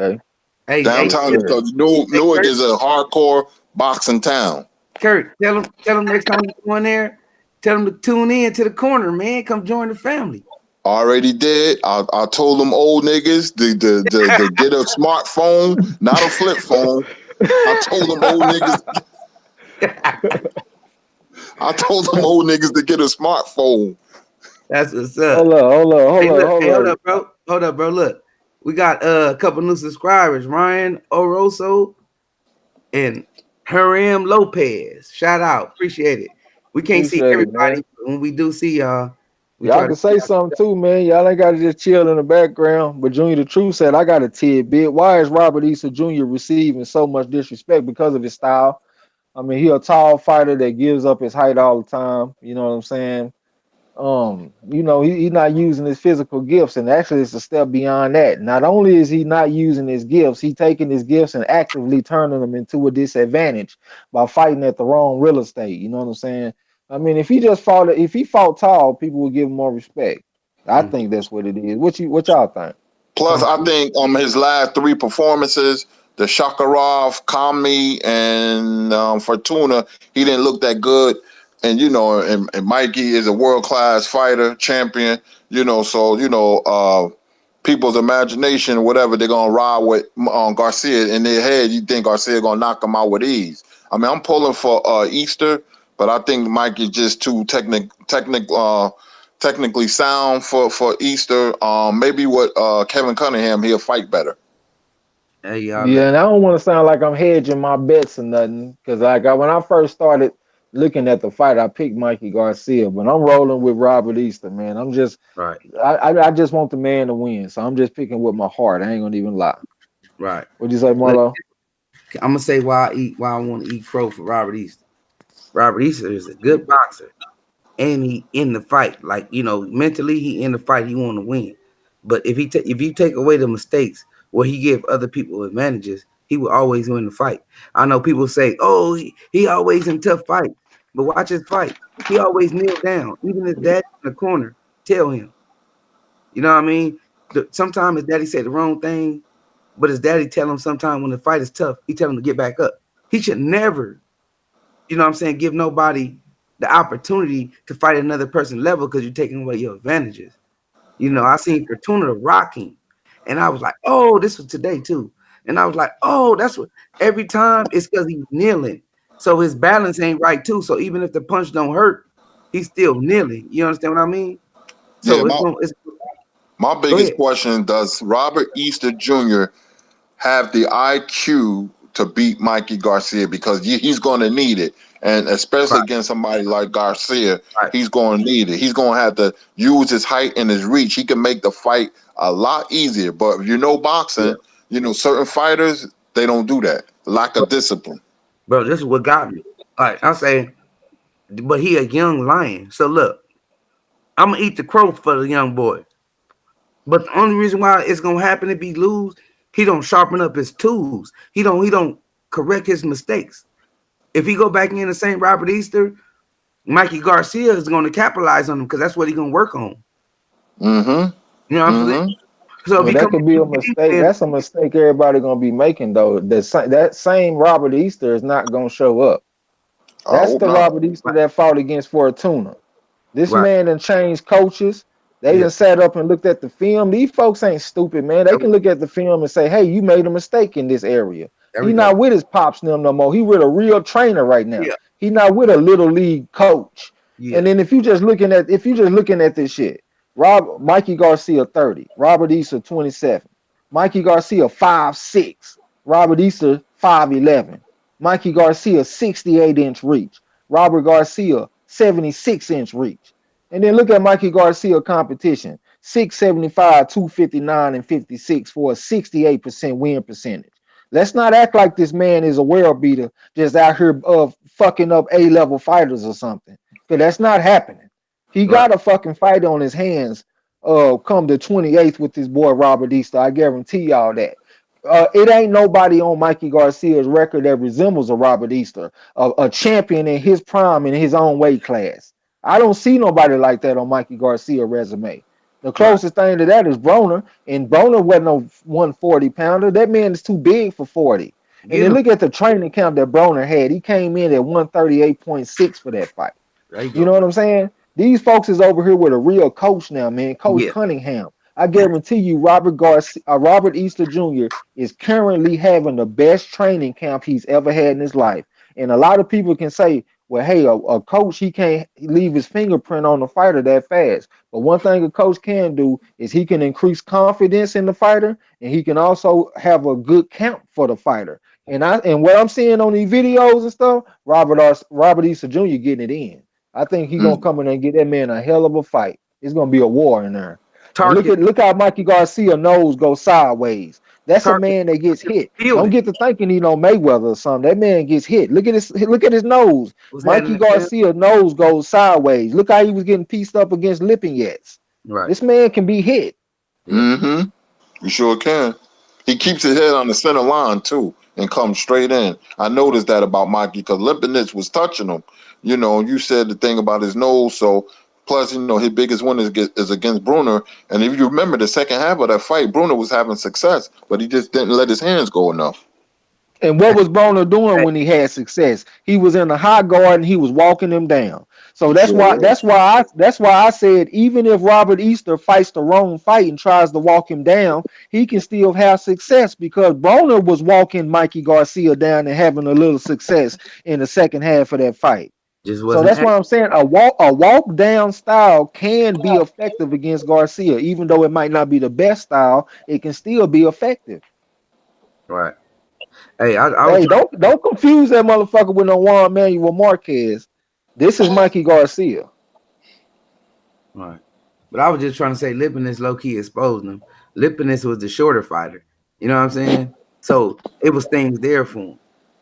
But you know, his that center line, that's his punch, Curtis. That 1-2. You feel Yep. me? Yep. That jab and that 1-2 down the pipe. He That's always why his did. head. Yeah, that's why his head on the center line. So if you able to move that as a taller fighter too, right? He ain't punching straight ahead or down low. He punches up. You know what I'm saying? He punching up and straight ahead. So A that's good gonna be a good stiff jab will stop all that with Mikey. The yeah, 1-2s and all man. that. A good long Yeah. stiff jab. You know, it's been proven in boxing time and time again. A long jab, you know, is very effective. That's what I'm saying. Yeah. If he listened to you, the boy would look fantastic against Mikey Garcia. And that's a big fight up on his belt. You know what I mean? So that's what I'm hoping for. He's still gonna win this fight, man. He can win. It's gonna be a good fight, a hell of a fight. Let me get back in the chat, y'all, because they done got away from me. Mm-hmm. LT Green, he must be from Dallas. He talking about them Cowboys, man. Them Cowboys got too many question marks, bro. I don't know what's gonna go on with the receivers, the defense. We still got a very young secondary. I don't know what's going on with Tyron Smith on the line. We done drafted a fucking weak ass linebacker from I think he from Boise State or some shit.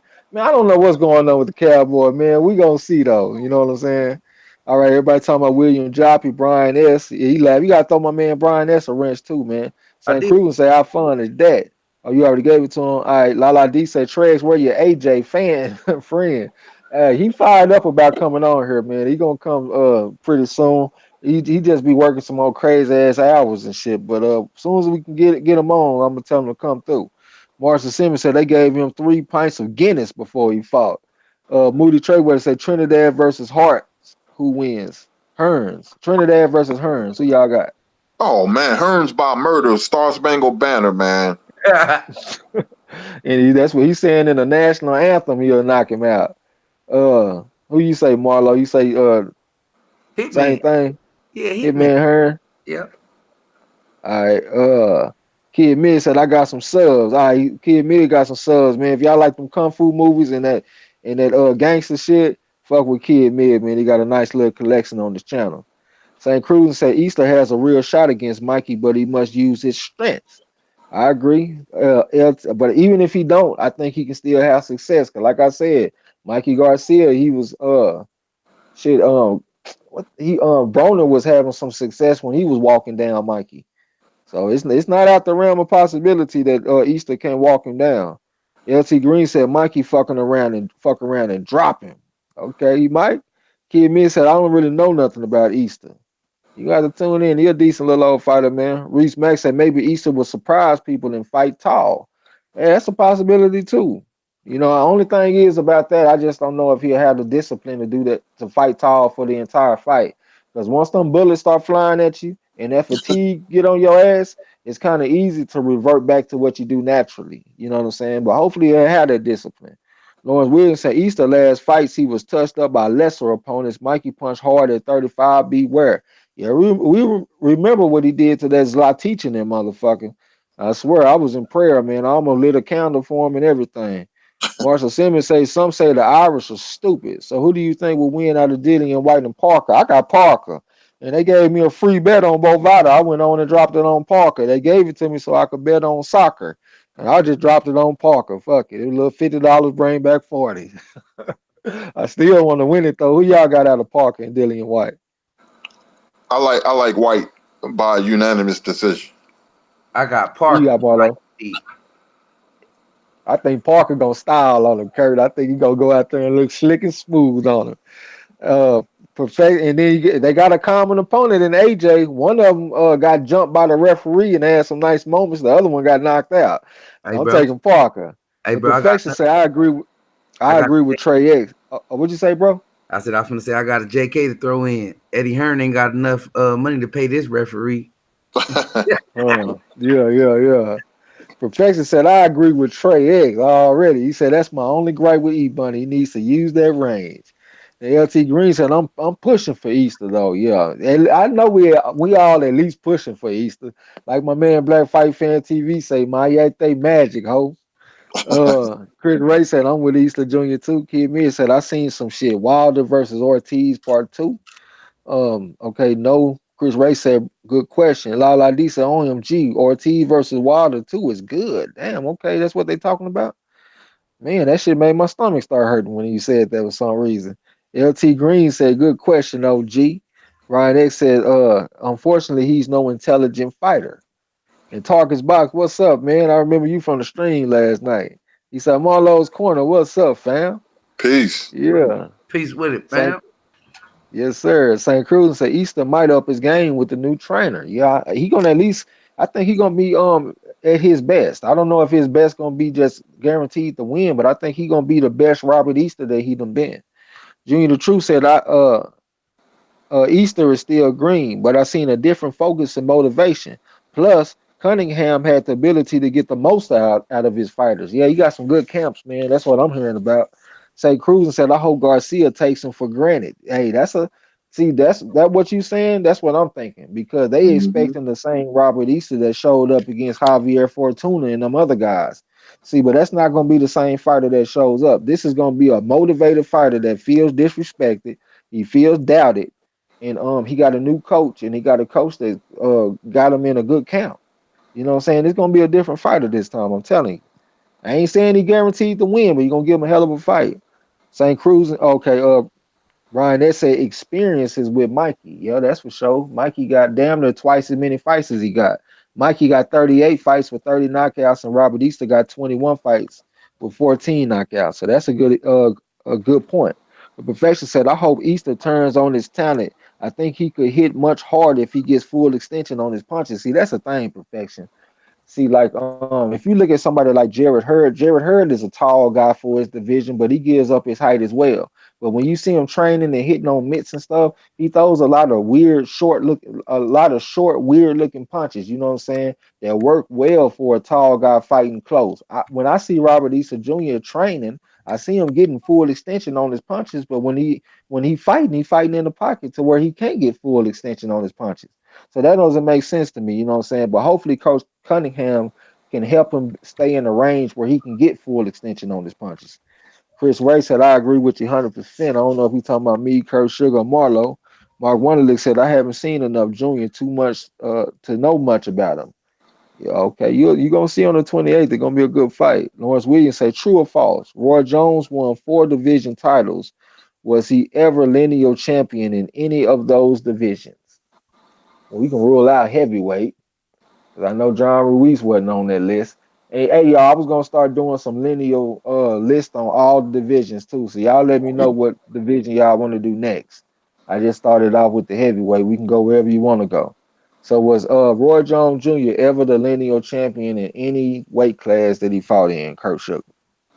I would say that's a good question. I would say false. Well, Lawrence Williams actually asked his question wrong because he said true or false, and then he asked the question. You got to make a statement if you're going to say true or false. You can't ask a question. He said, was he ever lineal champion in any of those divisions? True or false? You can't say true. But that's a yes or no question. The reason why I Yeah, say So the reason why I say no, he wasn't undisputed in a weight division, was he? do you got to be undisputed to be lineal? Yep. I don't think you do.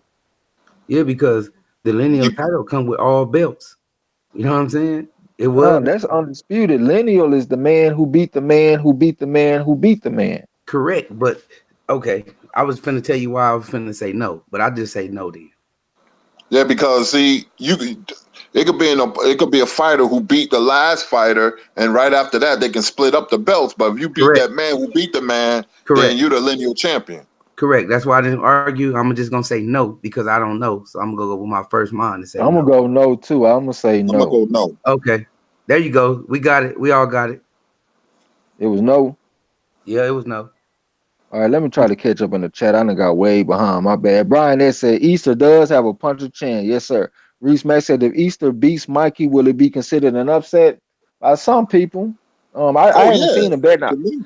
I haven't seen the betting odds. It won't be that big of an upset for me though, because I think it's a close fight going in. LT Green said, Mikey might try and fight EJ in December and go to sleep if he win the Easter fight. Yeah, he ain't gonna do that, bro. That man just talking. Don't believe that shit, bro. St. Cruz said Easter must get the right distance and maintain it. Marshall Mm-hmm. Simmons said, hey, it almost got to boxing in England, Colombia's football match today. I think they will win the World Cup this time. Huge. Sorry, soccer for you guys. All right. Junior the Truth say puncher's chance more than a puncher's chance, I think. Brian, they say Easter has pop. He does. Junior the Truth said touching that body while walking him down is what Broner was doing. Okay. Chris Ray said, you guys know I don't know boxing, but I think Easter Jr. will win by KO. Okay, bro. Junior the Truth said, I can't wait. When this Ohio boy fucks Garcia up, I'm going to lose a lot of friends. Damn, that should make you lose friends, bro. If you lose friends over that, they weren't your friends in the first place. Chris Ray said, we'll get the KO. Okay, you saying Robert Easter going to get it. Reese Mack said, we'll see in 3 weeks. Yeah, we going to see. Tarkus Box got one. Go Steelers. He like number 7, Big Ben. That's That's right. Kurt Go Sugar, hold up, fan of hold the up. team. Gold Steelers, black and gold. I've been a fan for 40-something years. Pittsburgh will win the Super Bowl, bro. We'll make 7. Best organization in football. Go ahead, Trey, my brother. Yeah, yeah. Marshall Simmons say no movement. Chris Ray said that he a Redskins fan first and NFC East fan second. Hey, I'm in Texas, so you know I'm fucking with the NFC East Cowboys all day. If them Cowboys gonna win that Super Bowl, I'm gonna be looking like this nigga in my picture right now. Uh, La D say Hearns, LT Green said, nah, Junior, they wasn't your. That's what I just said, bro.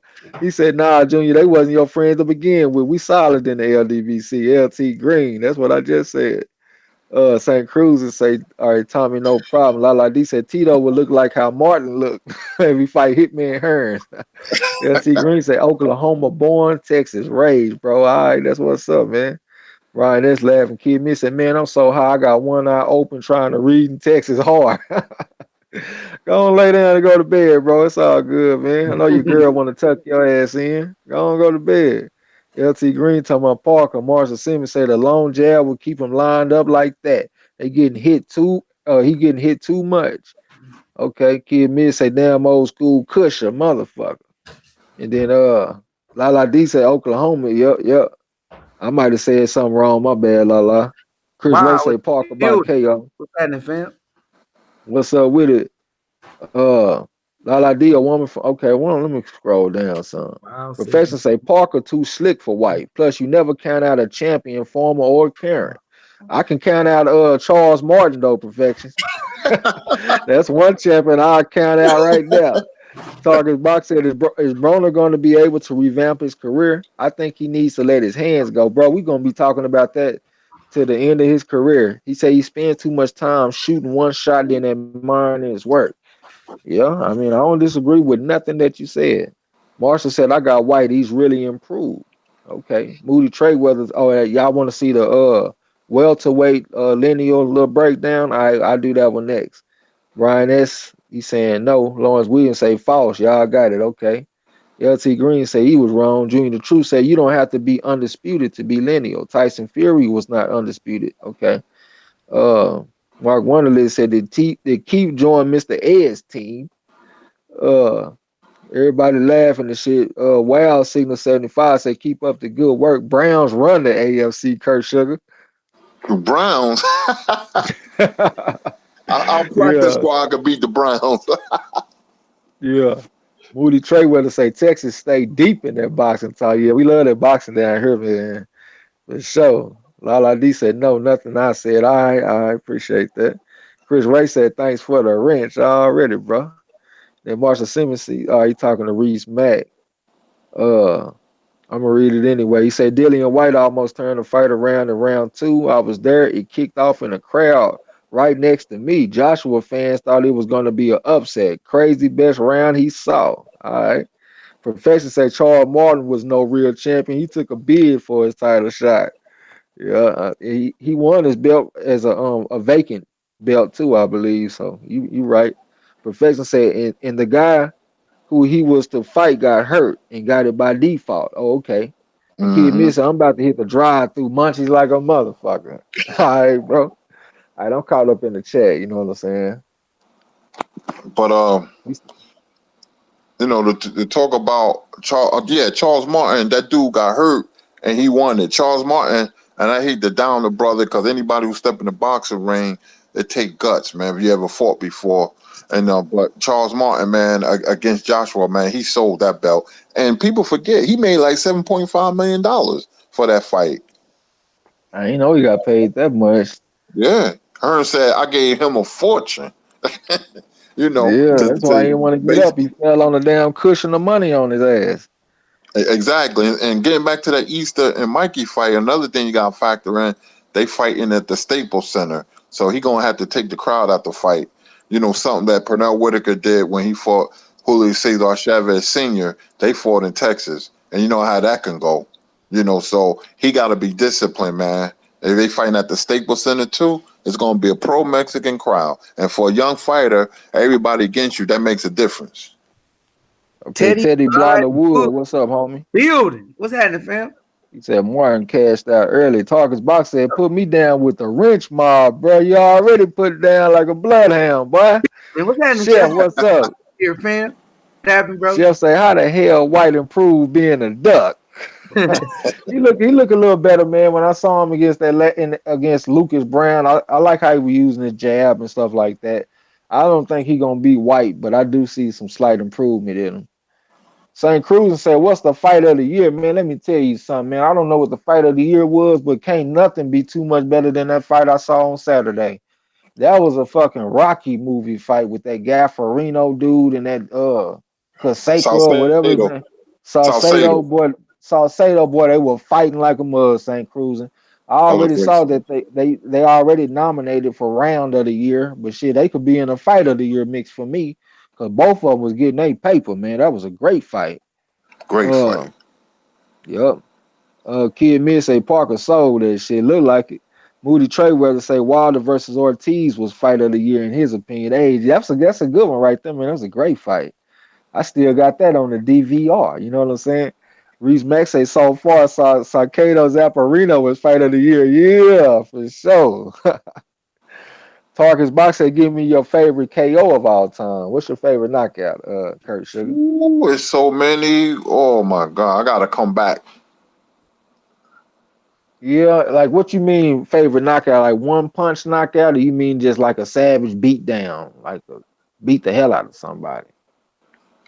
I think Um, I'm gonna have to say Hearns versus Duran. Hearns versus Duran. Okay, for the best shot, best one shot. What you saying? Mm-hmm. My favorite knockout was when Tyson hit Reggie Gross with that left hook. When Reggie Yeah. Gross jumped on him with them, he jumped on Uh-huh. him with that little flurry of punches. Then Tyson set his feet and hit that motherfucker with that left hook. That was the Mm-hmm. prettiest left hook I ever seen in my life, and that was a one punch, we'll holler at you type punch. Now, as far as a beatdown, I'm gonna have to go with Jack Dempsey over Jess Willard. Man, that was one of the worst ass whoopings in the history of boxing. He fucked that dude up. As a matter of Man, he fact, was. man, go ahead, Kurt. I'm gonna tell you in the chat, the panel in the chat. Look up this knockout. It was so vicious. It was James Page versus Andre Pestriev. Once again, James Page versus Andre Pestriev and Vincent Petway versus Simon Brown. Okay, okay. Marshall Simmons say, "Hey, you don't have to be unified to be linear." Okay. St. Cruz say, "Good fight, but Deontay over Ortiz does it for me." Okay, I'm with y'all too, man. I still be going back watching that shit. But the only thing is, it was a good fight, but it just wasn't like an action-packed fight. It was a drama-filled fight, though, for sure. Like it Right. had me on the edge of my seat. You know what I'm saying? Um, Another good fight too, y'all, was that Billy Conn versus Joe Lewis fight. That was a hell of a fight. You know what I'm The saying? first one, that was a great Um, fight. Great fight. All right, let me scroll down. So hold on. I done got hold up. Kid Mid say Povetkin and AJ gonna be on the juices. Yeah, they can juice up all they want to and kill each other for all I care.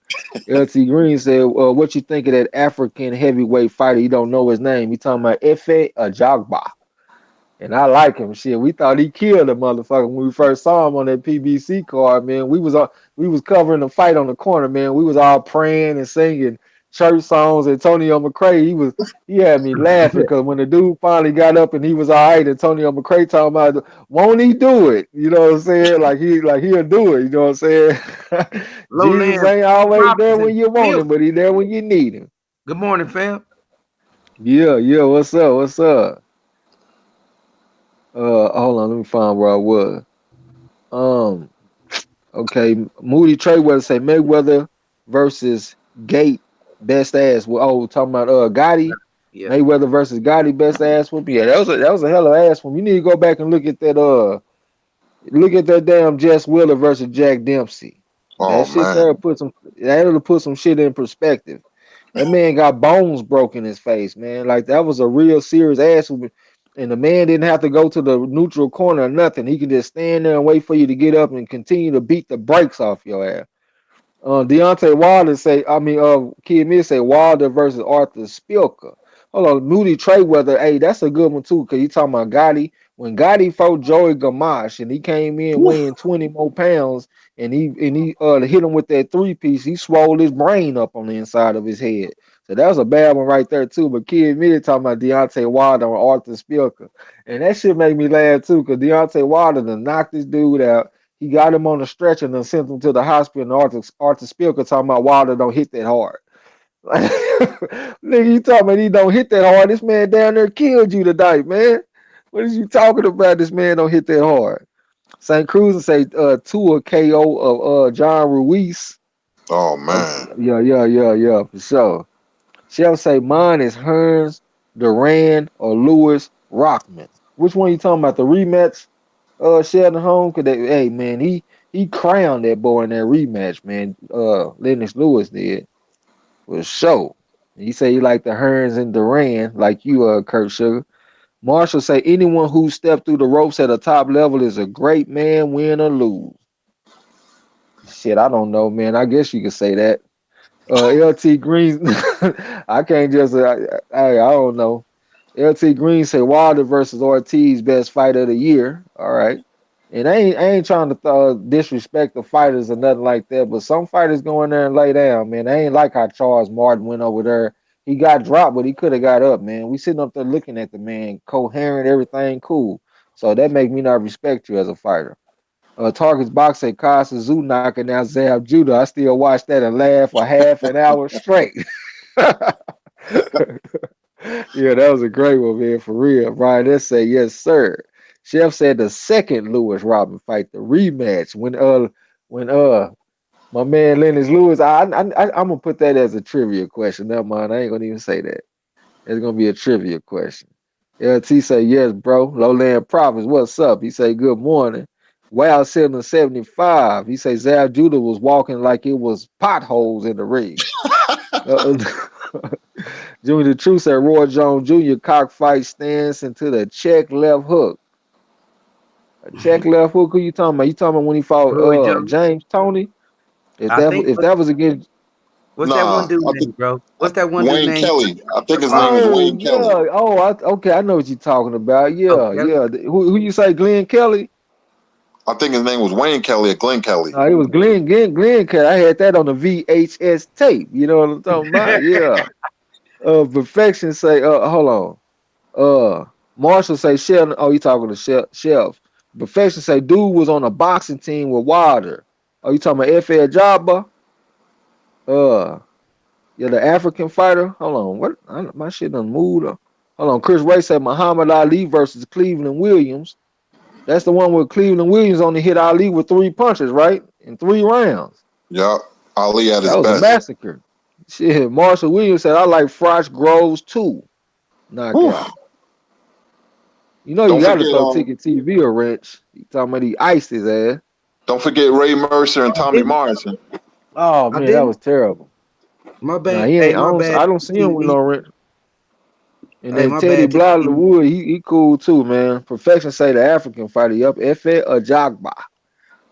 Teddy Blythewood say Spilka forgot the punch. He got hit so hard. Oh, that's what Ticket TV talking about. He ices. That man talking about he don't even hit that hard. He in the hospital with a neck brace on.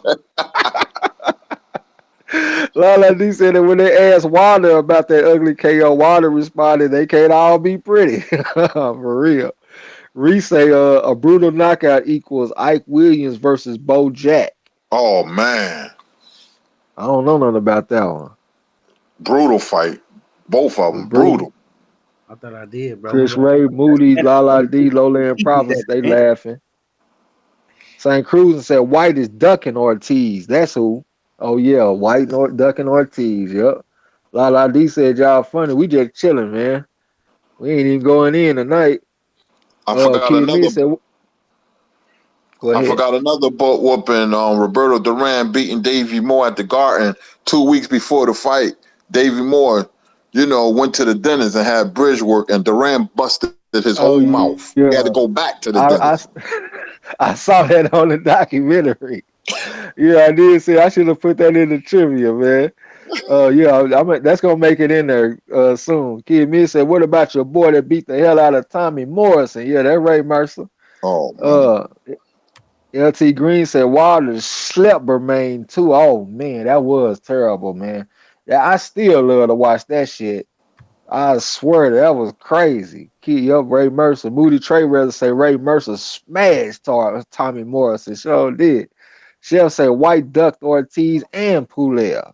And he don't want to fight nobody, y'all. And when I looked at Dillian White, see, this one thing I ain't like about Dillian White. His opponents are 336, 273, and 32. That's a 52% win percentage, y'all. This man Dillian White fights bums. Yeah. Let's just be real about it. His opponents got a 52% win percentage. Joseph Parker, on the other hand, his opponents are 533, 109, and 14. That's an 81% win percentage. That's a total different level than what Dillian White been fighting. Even and they both fought Anthony Joshua, so you can't even give Dillian White credit for that over Joseph Parker. So don't, hey y'all, I know it ain't everything, but don't ignore strength of schedule completely. That shit means something. Oh yeah. Moody Trayweather said crazy punching landed. Chris Ray laughing. Kid Miz said Wilder and Kevin Price. That shit didn't even look like it landed clean though. Almost like when Wilder fought that one dude. Who that one dude he hit? He ain't really. It didn't look like he hit the motherfucker, but the dude was acting like he was all knocked out. He kind of slick a little bit. Was it Malik Scott? I don't Malik know. Scott, yeah. Malik Scott and that Kelvin Price shit look similar, I think. Tarkus Box said, who was the dude Roy Jones knocked out and he looked like he was having a nightmare with his eyes open? I know what you're talking about too. He hit him on top of the head and then they put the camera on him and he rolled towards the camera and looked like he was a fucking zombie on shit, Night of the Living Dead or some shit. You know what you're talking about, Kurt? Roy, I didn't see Roy Black. You'll know this one though, man. He looked like a nightmare with his eyes open, just like Tarkus Box said. You'll know that one. I don't know where.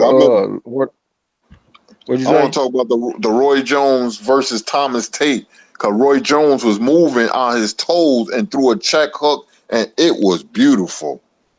That was Frank Tate, brother. He knocked out because Thomas Tate was talking a lot of smack before the fight, and Roy stretched him out in 2 rounds. Okay. Hey, Tarkus Box, give us the answer, man. I know you talking about. I don't remember the name though. Kid Mid say Leonard Julian Jackson. Okay. St. Cruz and say McCullum KO of Donald Carey. Body snatcher. Okay, Dark True, what's up, man? I don't think I seen you here all night. He said, I really feel Parker is on the payroll. He might be, man, because he got jumped in his last fight by Joshua and the referee, and he didn't even complain about it after the fight. So you might be right, man. I might have fucked off my little $50 that they let me play with, betting on Parker. Perfection says Stavern swear Wilder got average power. I heard him say that shit too. I heard him say something like that, man. Like his power was kind of like what you said, like average or some shit. Like it wasn't special or something. He'd have damn near killed this dude. Lala D on there laughing. Kid Miss and Kelvin Price was face down, ass up. It didn't look like he got hit clean though. If are you talking about the dude with the baby blue trunks on? Cause that's what I'm thinking about. Chris Ray said Roy Jones versus James Toney. Yeah, that was a good one.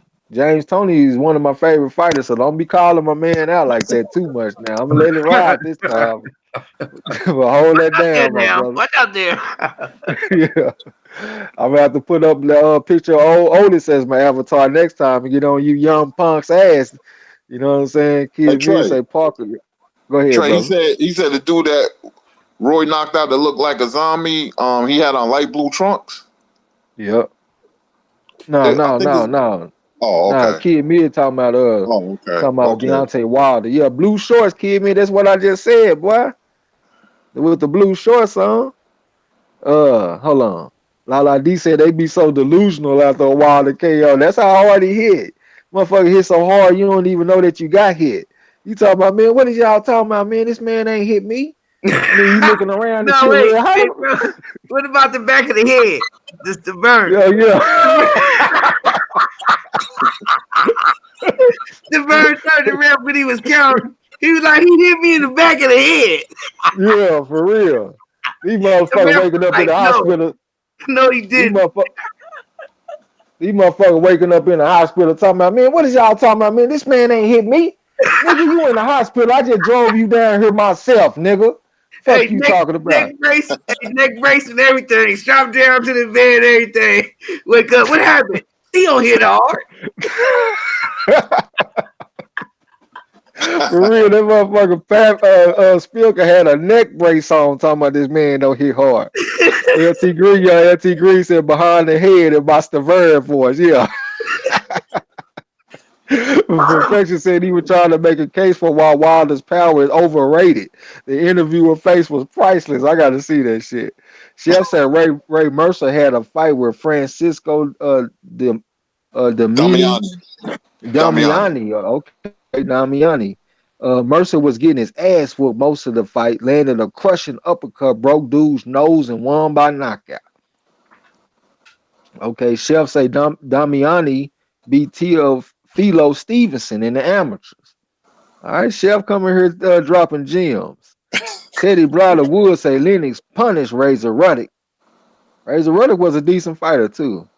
St. Cruz said Deontay's straight right was so hard, Stavern thought he hit him in the back of the head. I know. That shit crazy. Chris Ray said, now I know James Toney is our bot. James Toney is our bot. What you talking about, bro? This man gonna have to get out of the gym. Say one more thing about James Toney, brother. You gonna have to go. Say one more thing.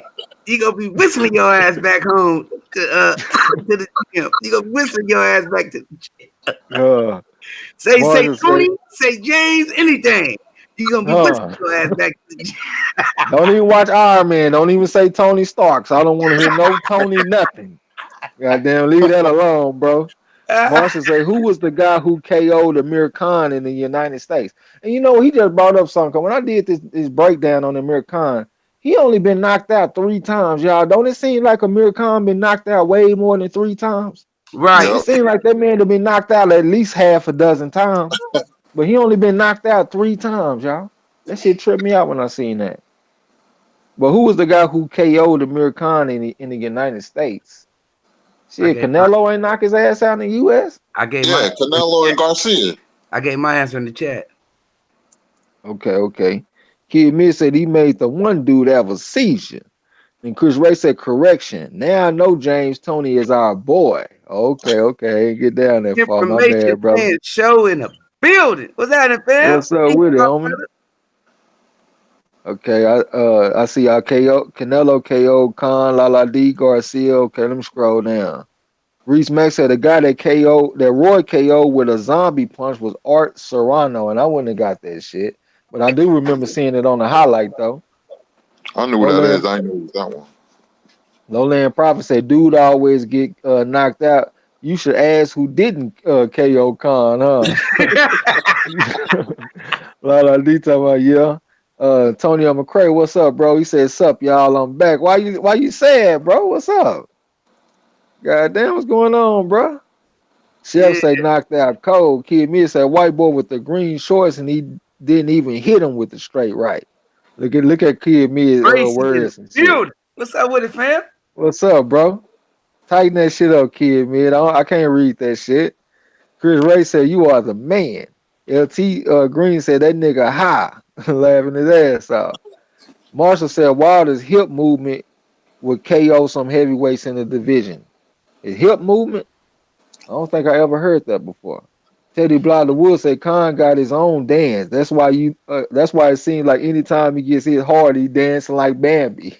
Yeah, that's why it seemed like he done got hit. He done got knocked out so many times because he always doing a stanky leg in the ring.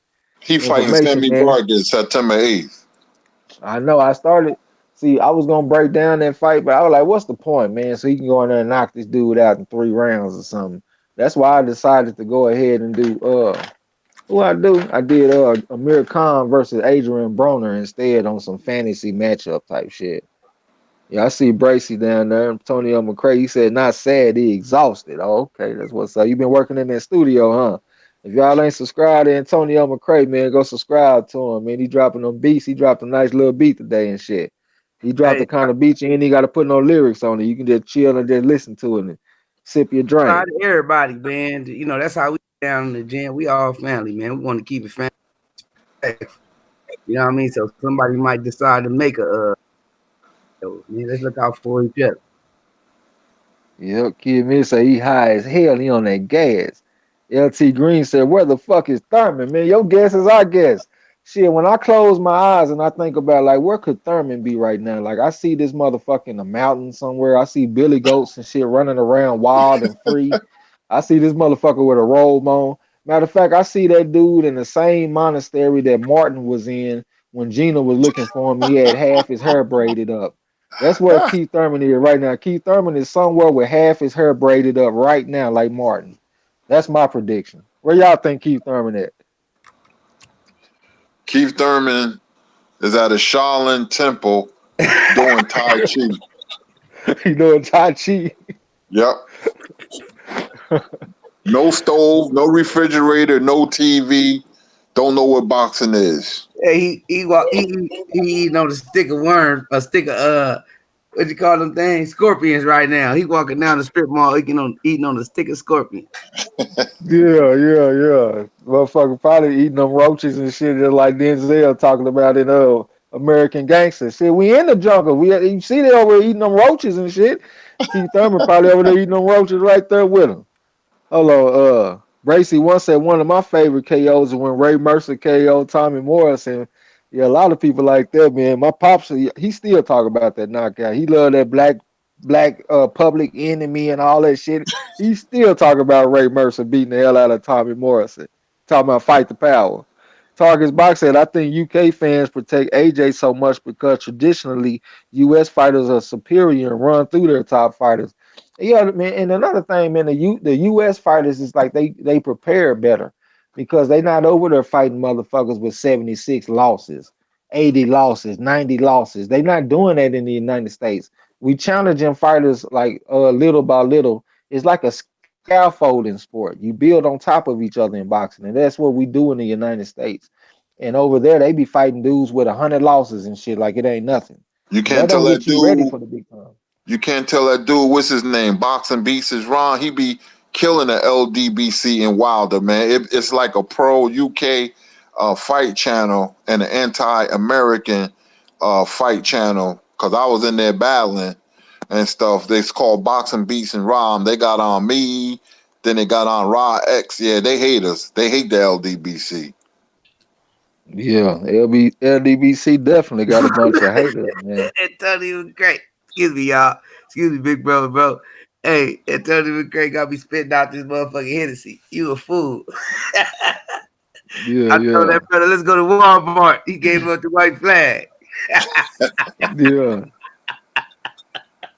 Antonio McCray ready to go to Walmart at all times because they gonna Right keep something now. thick out there right now. Yeah, Lala D says she's still laughing at the potholes in the ring comment talking about Zal Judah fighting Kyle Suzu. Kid Mid said in Chinatown, San Francisco. Lala D say Thurman recently that's where Keith Thurman at. He in Chinatown in San Francisco. Kid Mid crazy. Lala D said Thurman recently posted that he's back in the USA. Damn. I thought he about to say he back in the gym. So it's big news that this nigga back in the country. This man, this shit crazy. Hey, I thought you gonna say he back in the ring training. Y'all see his girlfriend? Yeah, I've seen it. Sorry. His wife. Y'all see his wife?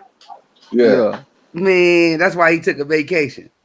That's not no excuse, my brother. They got girls look like that in the United States. That's not no excuse. I'm not saying they're not pretty, y'all. Don't get me wrong or misinterpret my words.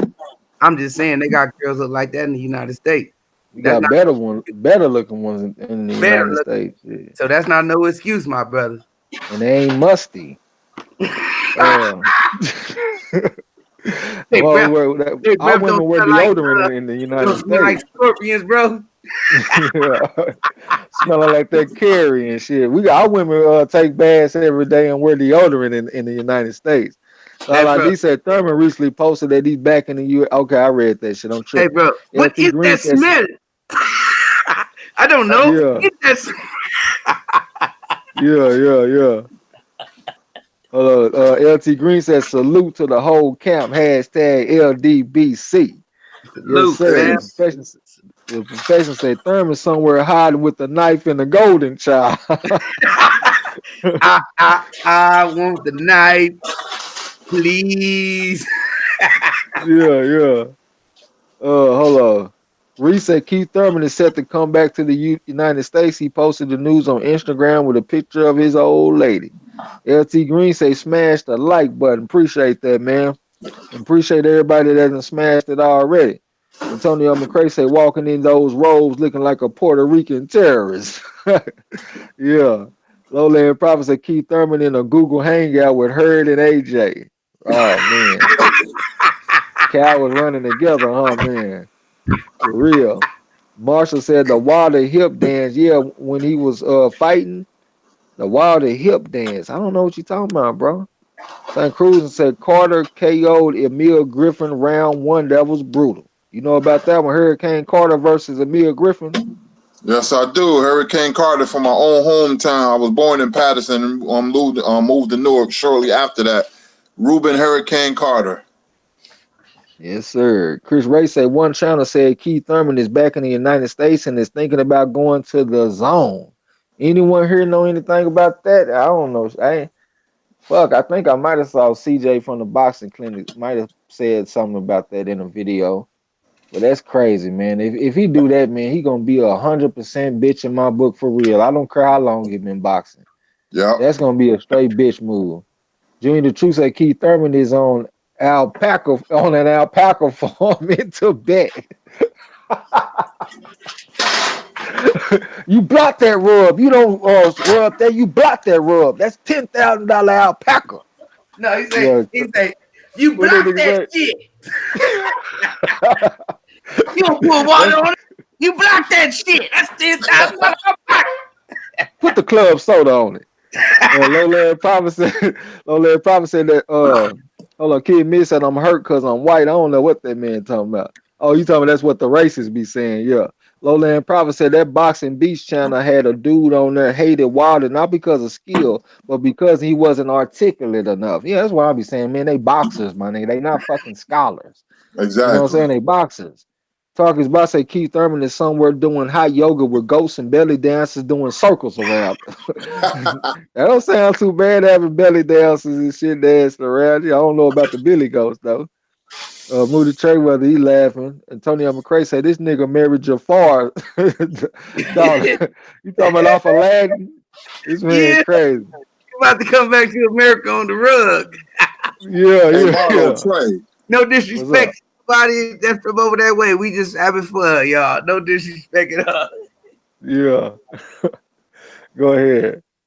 You know what's crazy about boxing, man? And I done seen a lot of crazy things. Could you imagine Keith Thurman coming back to boxing and knocking out Earl Spence? Hell no, don't even mention that, Kurt. We almost had to let you go when you said that, man. I might have to holler at you tomorrow, Kurt. You talking crazy now, man. Can you imagine he walking into a Thurman level and being stretched out? Hey, listen, Man. after Tyson and Douglas, anything can happen. I'm convinced anything can happen. Yeah. Except for that, brother. Except for that. Marshall Simmons said Keith Thurman is in Supermax getting waited on hand and foot by the prison hags. Oh man, I don't even want to picture that, brother. St. Cruz said Thurman hiding under a bed. Someone mentioned Spence. Boy, that's crazy. This is a man's reputation. And this is why I say I'd rather be Adrian Broner than be Keith Thurman, because ain't nobody calling Broner no coward. Come here, baby. Bruno fight anybody. He'll fight anybody. He'll Chris Ray lose, but he'll fight anybody. All right, Chris Ray talking to perfection. Kid Me said I wouldn't mind making an intro song to Marlo's Corner. He said he can spit. Okay, that's what's up, bro. Junior the Truth said, bruh, you just called that man's wife musty. Oh, my bad. No. He just said she just don't use deodorant. Yeah, that's what I meant. LT Green said Thurman going to the zone to run from Spence and get them tune-ups. Man, my head start hurting just thinking about Keith Thurman and his get back year. And wasn't this supposed to be the get back year right here? I mean, I'm tired of that shit, man. Forget that. La D said he'd be crazy. Junior True said, "Damn, he hiding with my dear sweet brother, Numpsy. I don't know what that is. The going golden child. Oh, the Golden Child. Okay, please. I was real young when that shit was out. Didn't that come out in like the 80s? Yeah. Yeah. Yeah, I was real young with that shit. Oh, hold on. Cashmere G, what's up, bro? He said on Hella Label, what's good? Marlo, Trez, Kurt Sugar in the chat. It's all Yes, Peace. good. sir. Allie, Yes, long as sir. you good, be good. Yeah, Chef say, fuck Fresh One Media, punk pussy ass. I don't even know what that is. Y'all know Fresh One Media is? Nah, Okay, Lala D said, it's still an insult whether they're boxers or not. Wilder is an intelligent man. Yeah, you know what? Like that shit remind me of Muhammad Ali. Cause you know the first time they tried to make him go to the military, he went in there and made a 78 on his IQ test. So they basically saying that he was too dumb to go. And you know how smart Ali was. I bet you he went in there and failed that shit on purpose. Oh Some people yeah. be some people be thinking like just cause you a fighter or something, you dumb. Cause like I used to fight as an amateur when I was young, you know what I'm saying? And shit, I was in gifted classes and all kind of shit. And people thinking that they smarter than me and thinking I'm dumb because I'm fighting. They thinking I'm getting my brain cells knocked out of my head, which I probably was, you know what I'm saying? But that don't mean you dumb just cause you box. And as a matter of fact, one of my highlights in school, I knocked the valedictorian out the chess tournament. Yeah, your boy Trey X. NBT, what's up, my MPT in the brother? building. NBT. Okay, let me catch up in the chat real quick. LT Green said nope. He said right. Brian S said Thurman in the woods somewhere making flutes. Yeah, NBT got a video with him playing that shit. Tarkus Box said who's the best chance of being the next unified champ? Unified? Hmm. I guess is it that motherfucker Usyk? Spence. Well, ain't Oh nobody gonna yeah. fight the Yep. motherfucker, man. I gotta see him get some Yep. fights. I had to say Usyk right now.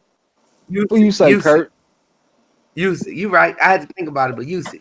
I Who would you say, Kurt? say the semifinals of the 140-pound the World Boxing Super Series. I'm saying Prograis. You think Okay, he? okay. Oh, that's gonna be unified. I think Josh It's gonna be Taylor beat unified. Prograis, y'all. Yeah. Wait. I'm sorry, y'all. I ain't saying like y'all know I need to know this for sure. Is this gonna be unified? Yeah, because they go Progress. Go for Progress, y'all. I was gonna go for Taylor. I'm going for Progress. Progress I ain't gonna think lose this shit. I think Taylor gonna beat him. He ain't I gonna think I he the lose think this. I better think fighter. Prograis gonna beat Taylor. Yeah, I'm going Yeah, for at first I was with you, but I thought it was just for a regular book. Man, I'm going for Progress. He ain't losing this. hey, I'm going off what I see in the ring. I don't see too much that I can give the Prograis because shit, I'll go back to it. We done talked about it before. But all right, Right. Josh Taylor, 13-0 with 11 knockouts. Prograis, 21-0 with 18 knockouts. Josh Yeah. Taylor, 27. Regis Prograis, 29. Josh Taylor is 5'10 at 140 pounds. Prograis is 5'8. Taylor got a 69.5-inch reach. Prograis got a 67-inch reach. It's clear to see that Josh Taylor, the bigger man. Yes, sir. Taylor, his opponents are 217, 68, and 14. That's a 73% win percentage. Regis Prograis opponents are 288, 197, and 17. That's a 57% win percentage. That's terrible. He been fighting straight scrubs. So I'm I know that Taylor been fighting a better competition. And what I see in the ring, I just see him having more tools in his arsenal. I like his footwork. I like his punch variety. I like his head movement. I just like what he does. I haven't seen it all from Prograis, and I've been giving him benefit of the doubt, saying that I haven't seen it because he hasn't had a fighter to bring it out of him. But shit, I got to see it, man. And I hey see bro, it with Taylor though. you know on that note I agree with you. But when I know that it's for undisputed, Prograis gonna get knocked out or he knocking some shit out. That's what I'm feeling. I'm gonna eat crow for him. Yeah, go ahead, bro. I'll be eating crow with Josh Taylor because a lot of people saying that Prograis will beat him, but I'm taking Josh Taylor. I just think he's a better fighter. Right. Junior the Truth said Keith is already beat. Sure is, man. He beat mentally. NBT said, yeah, man. Yeah. That's Black Fight Fan. The perfection say arms smelling like old Funyuns and crusty bunions. You talking about Keith Thurman wife, man. That man wrong. He say salute, fam. Yeah, we got to get with you too, NBT, man, on what we was talking about last time. Kid Min said, I'm a sub to, okay, Chris Ray said, blessings, LDBC and family. I enjoy this show so much. It remind me when I was in the countryside with my family, walking in the road, talking and having fun. See you Man, guys next time. Appreciate you for coming through, bro. Peace. We get with you. that's how we trying to Yes, keep it sir. too, man. Appreciate you, man. Come through. Yes, sir. Lala D say, go Trey X. Yeah, they thought your boy was dumb until his ass was on the sideline after he heard that checkmate. And I had just I had just learned how to play chess too. Like the weekend before, I had just learned how to play, and I knocked his whole ass out.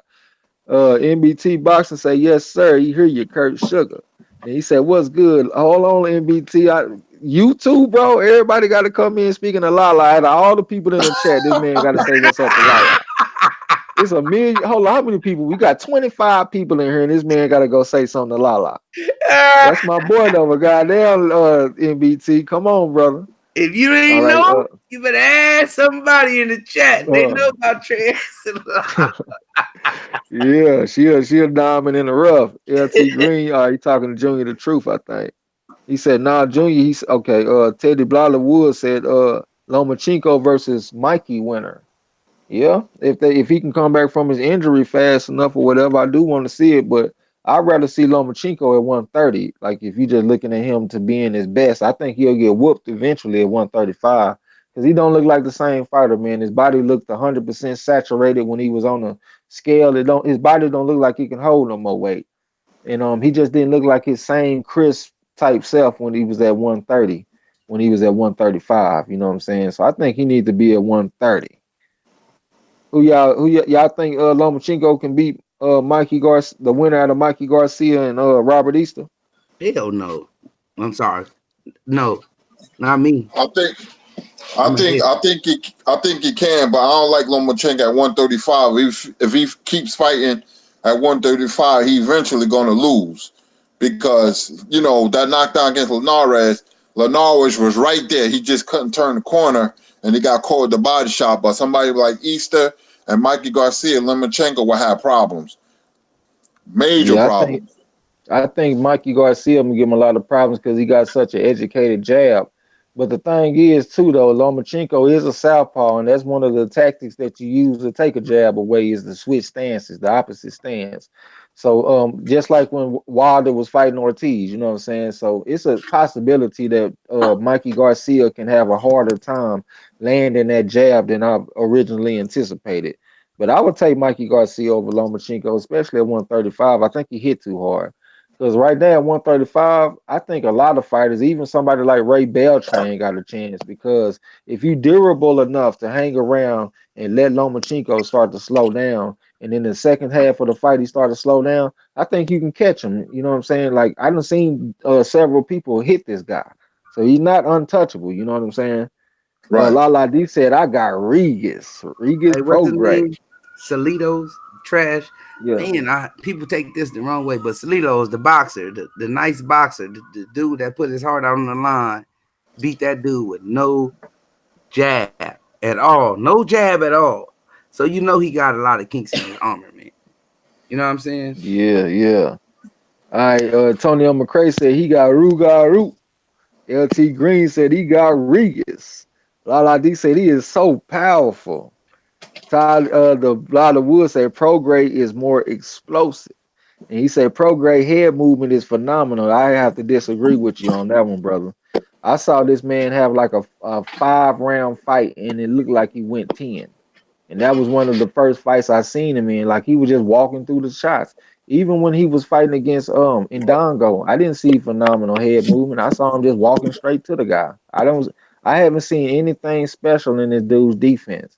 And like I said, I saw him in a fight where the man went like 4 or 5 rounds and it looked like he fought 10. He got the guy out of there, but he was just walking through everything. But we ain't gotta agree though, brother. That's what you see. That's what you see. Marshall say Ali swap papers with Forrest Gump.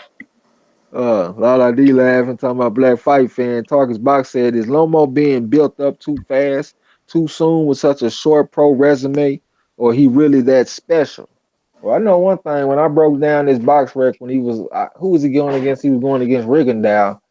Hey, you ain't gonna see too many better box recs than Lomachenko. Like his opponent's win percentage was high as fuck. It was like damn near 90%. You know what I'm saying? So I gotta give him that. To me, it seemed like Bob Arum likes having a fighter on his stable that moves up different weight classes, like Manny Pacquiao moving up 5 different weight classes and shit. It seemed like he wants the same type of promotional value for Lomachenko. Like he want a fighter that done had championships in all these different weight classes.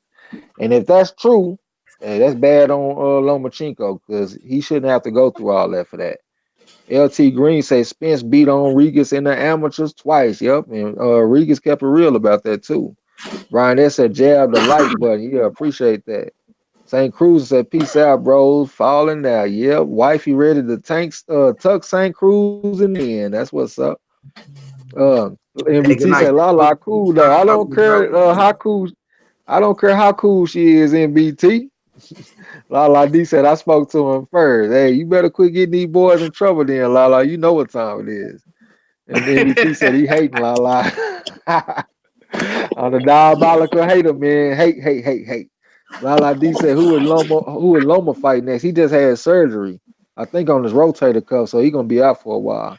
LT Green say, yep. Teddy Blyler Wood said Mikey gonna be weight drained at 135. He walking around at 160. Okay, that's a good point.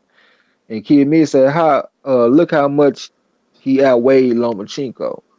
And then he said people don't bring that up though. You talking about Linares? or Yeah, for sure. or Russell. No, you talking about how much they outweighed Lomachenko. Like Lomachenko, you talking Oh, about Linares, that's the only fight where you would just outweighed that's that the like only that, one. I think. Yeah, you're right, bro. My bad. I thought he was talking about the other way around. Yeah, that's what we about to do too, Moody Trey. But he said, all right, brothers, peace. I'll catch y'all next time. Yeah, we about to go ahead and cut up out of here, man. It's All right, 1:30 buddy. in the Say good morning night, where I'm fam. at. He said, yeah, Salute. LDBC, yeah. Salute, man. Yeah, I want to appreciate all of y'all that came through, man. Everybody that hit the like button, all the new subscribers and stuff. We're gonna have a trivia game coming up pretty soon. We're trying to decide on what the prize gonna be, but it's gonna be a nice little prize. You know what I'm saying? And yeah, shit, y'all just be on the lookout for that. That's gonna be coming soon. Don't forget if y'all want to support the channel, go to Marlo's Corner and order the t-shirts and stuff. You know what I'm saying? We appreciate everybody that's been supporting us, everybody that's been giving donations and stuff like that, and everybody that's trying to help the channel grow. People like Fanon and people that's giving us shout outs and stuff like that. So that's all love, man. I appreciate y'all coming through and hanging out with us for all this time, man. We get with y'all though. Right. Curtis Anderson. Yes, sir. Thanks, chat. You know, I'm so used to y'all, man. This channel is very addictive, man. We have more fun than everybody, man. We got the trivia going on. We've got Q&As, you know. We just chop it up. We could chop it up about any and everything. We was talking about cereal and cartoons the other night. You know, we just want to make everybody feel comfortable. Everybody, when it comes to boxing knowledge, you know what I'm saying? You know, we ain't going to get all the questions, even with all y'all accolades. You know, I missed some too. So, you know, we on even kill, you know, so we here to have fun and to learn, you know, salute to everybody. Yes, Right. sir. Hey, I want to give a special shout out, man, because I've been feeling the love. Shout out to the LDBC, man, Ticket TV, Junior the Truth, Fanon, Blood Boxing, K Black, all y'all, man. Like I don't want people to think that we represent out to try to grow. We growing on our own, have fun. Curtis Anderson is a day one LDBC representative, but I feel the love, man. So I had no other choice but to represent who represent us. You know what I'm saying? But I've been following y'all and I got a lot of love and I feel it. And I just want to let that be known. But to all the haters and trolls, get the fuck out my gym. Yeah. Peace. Peace.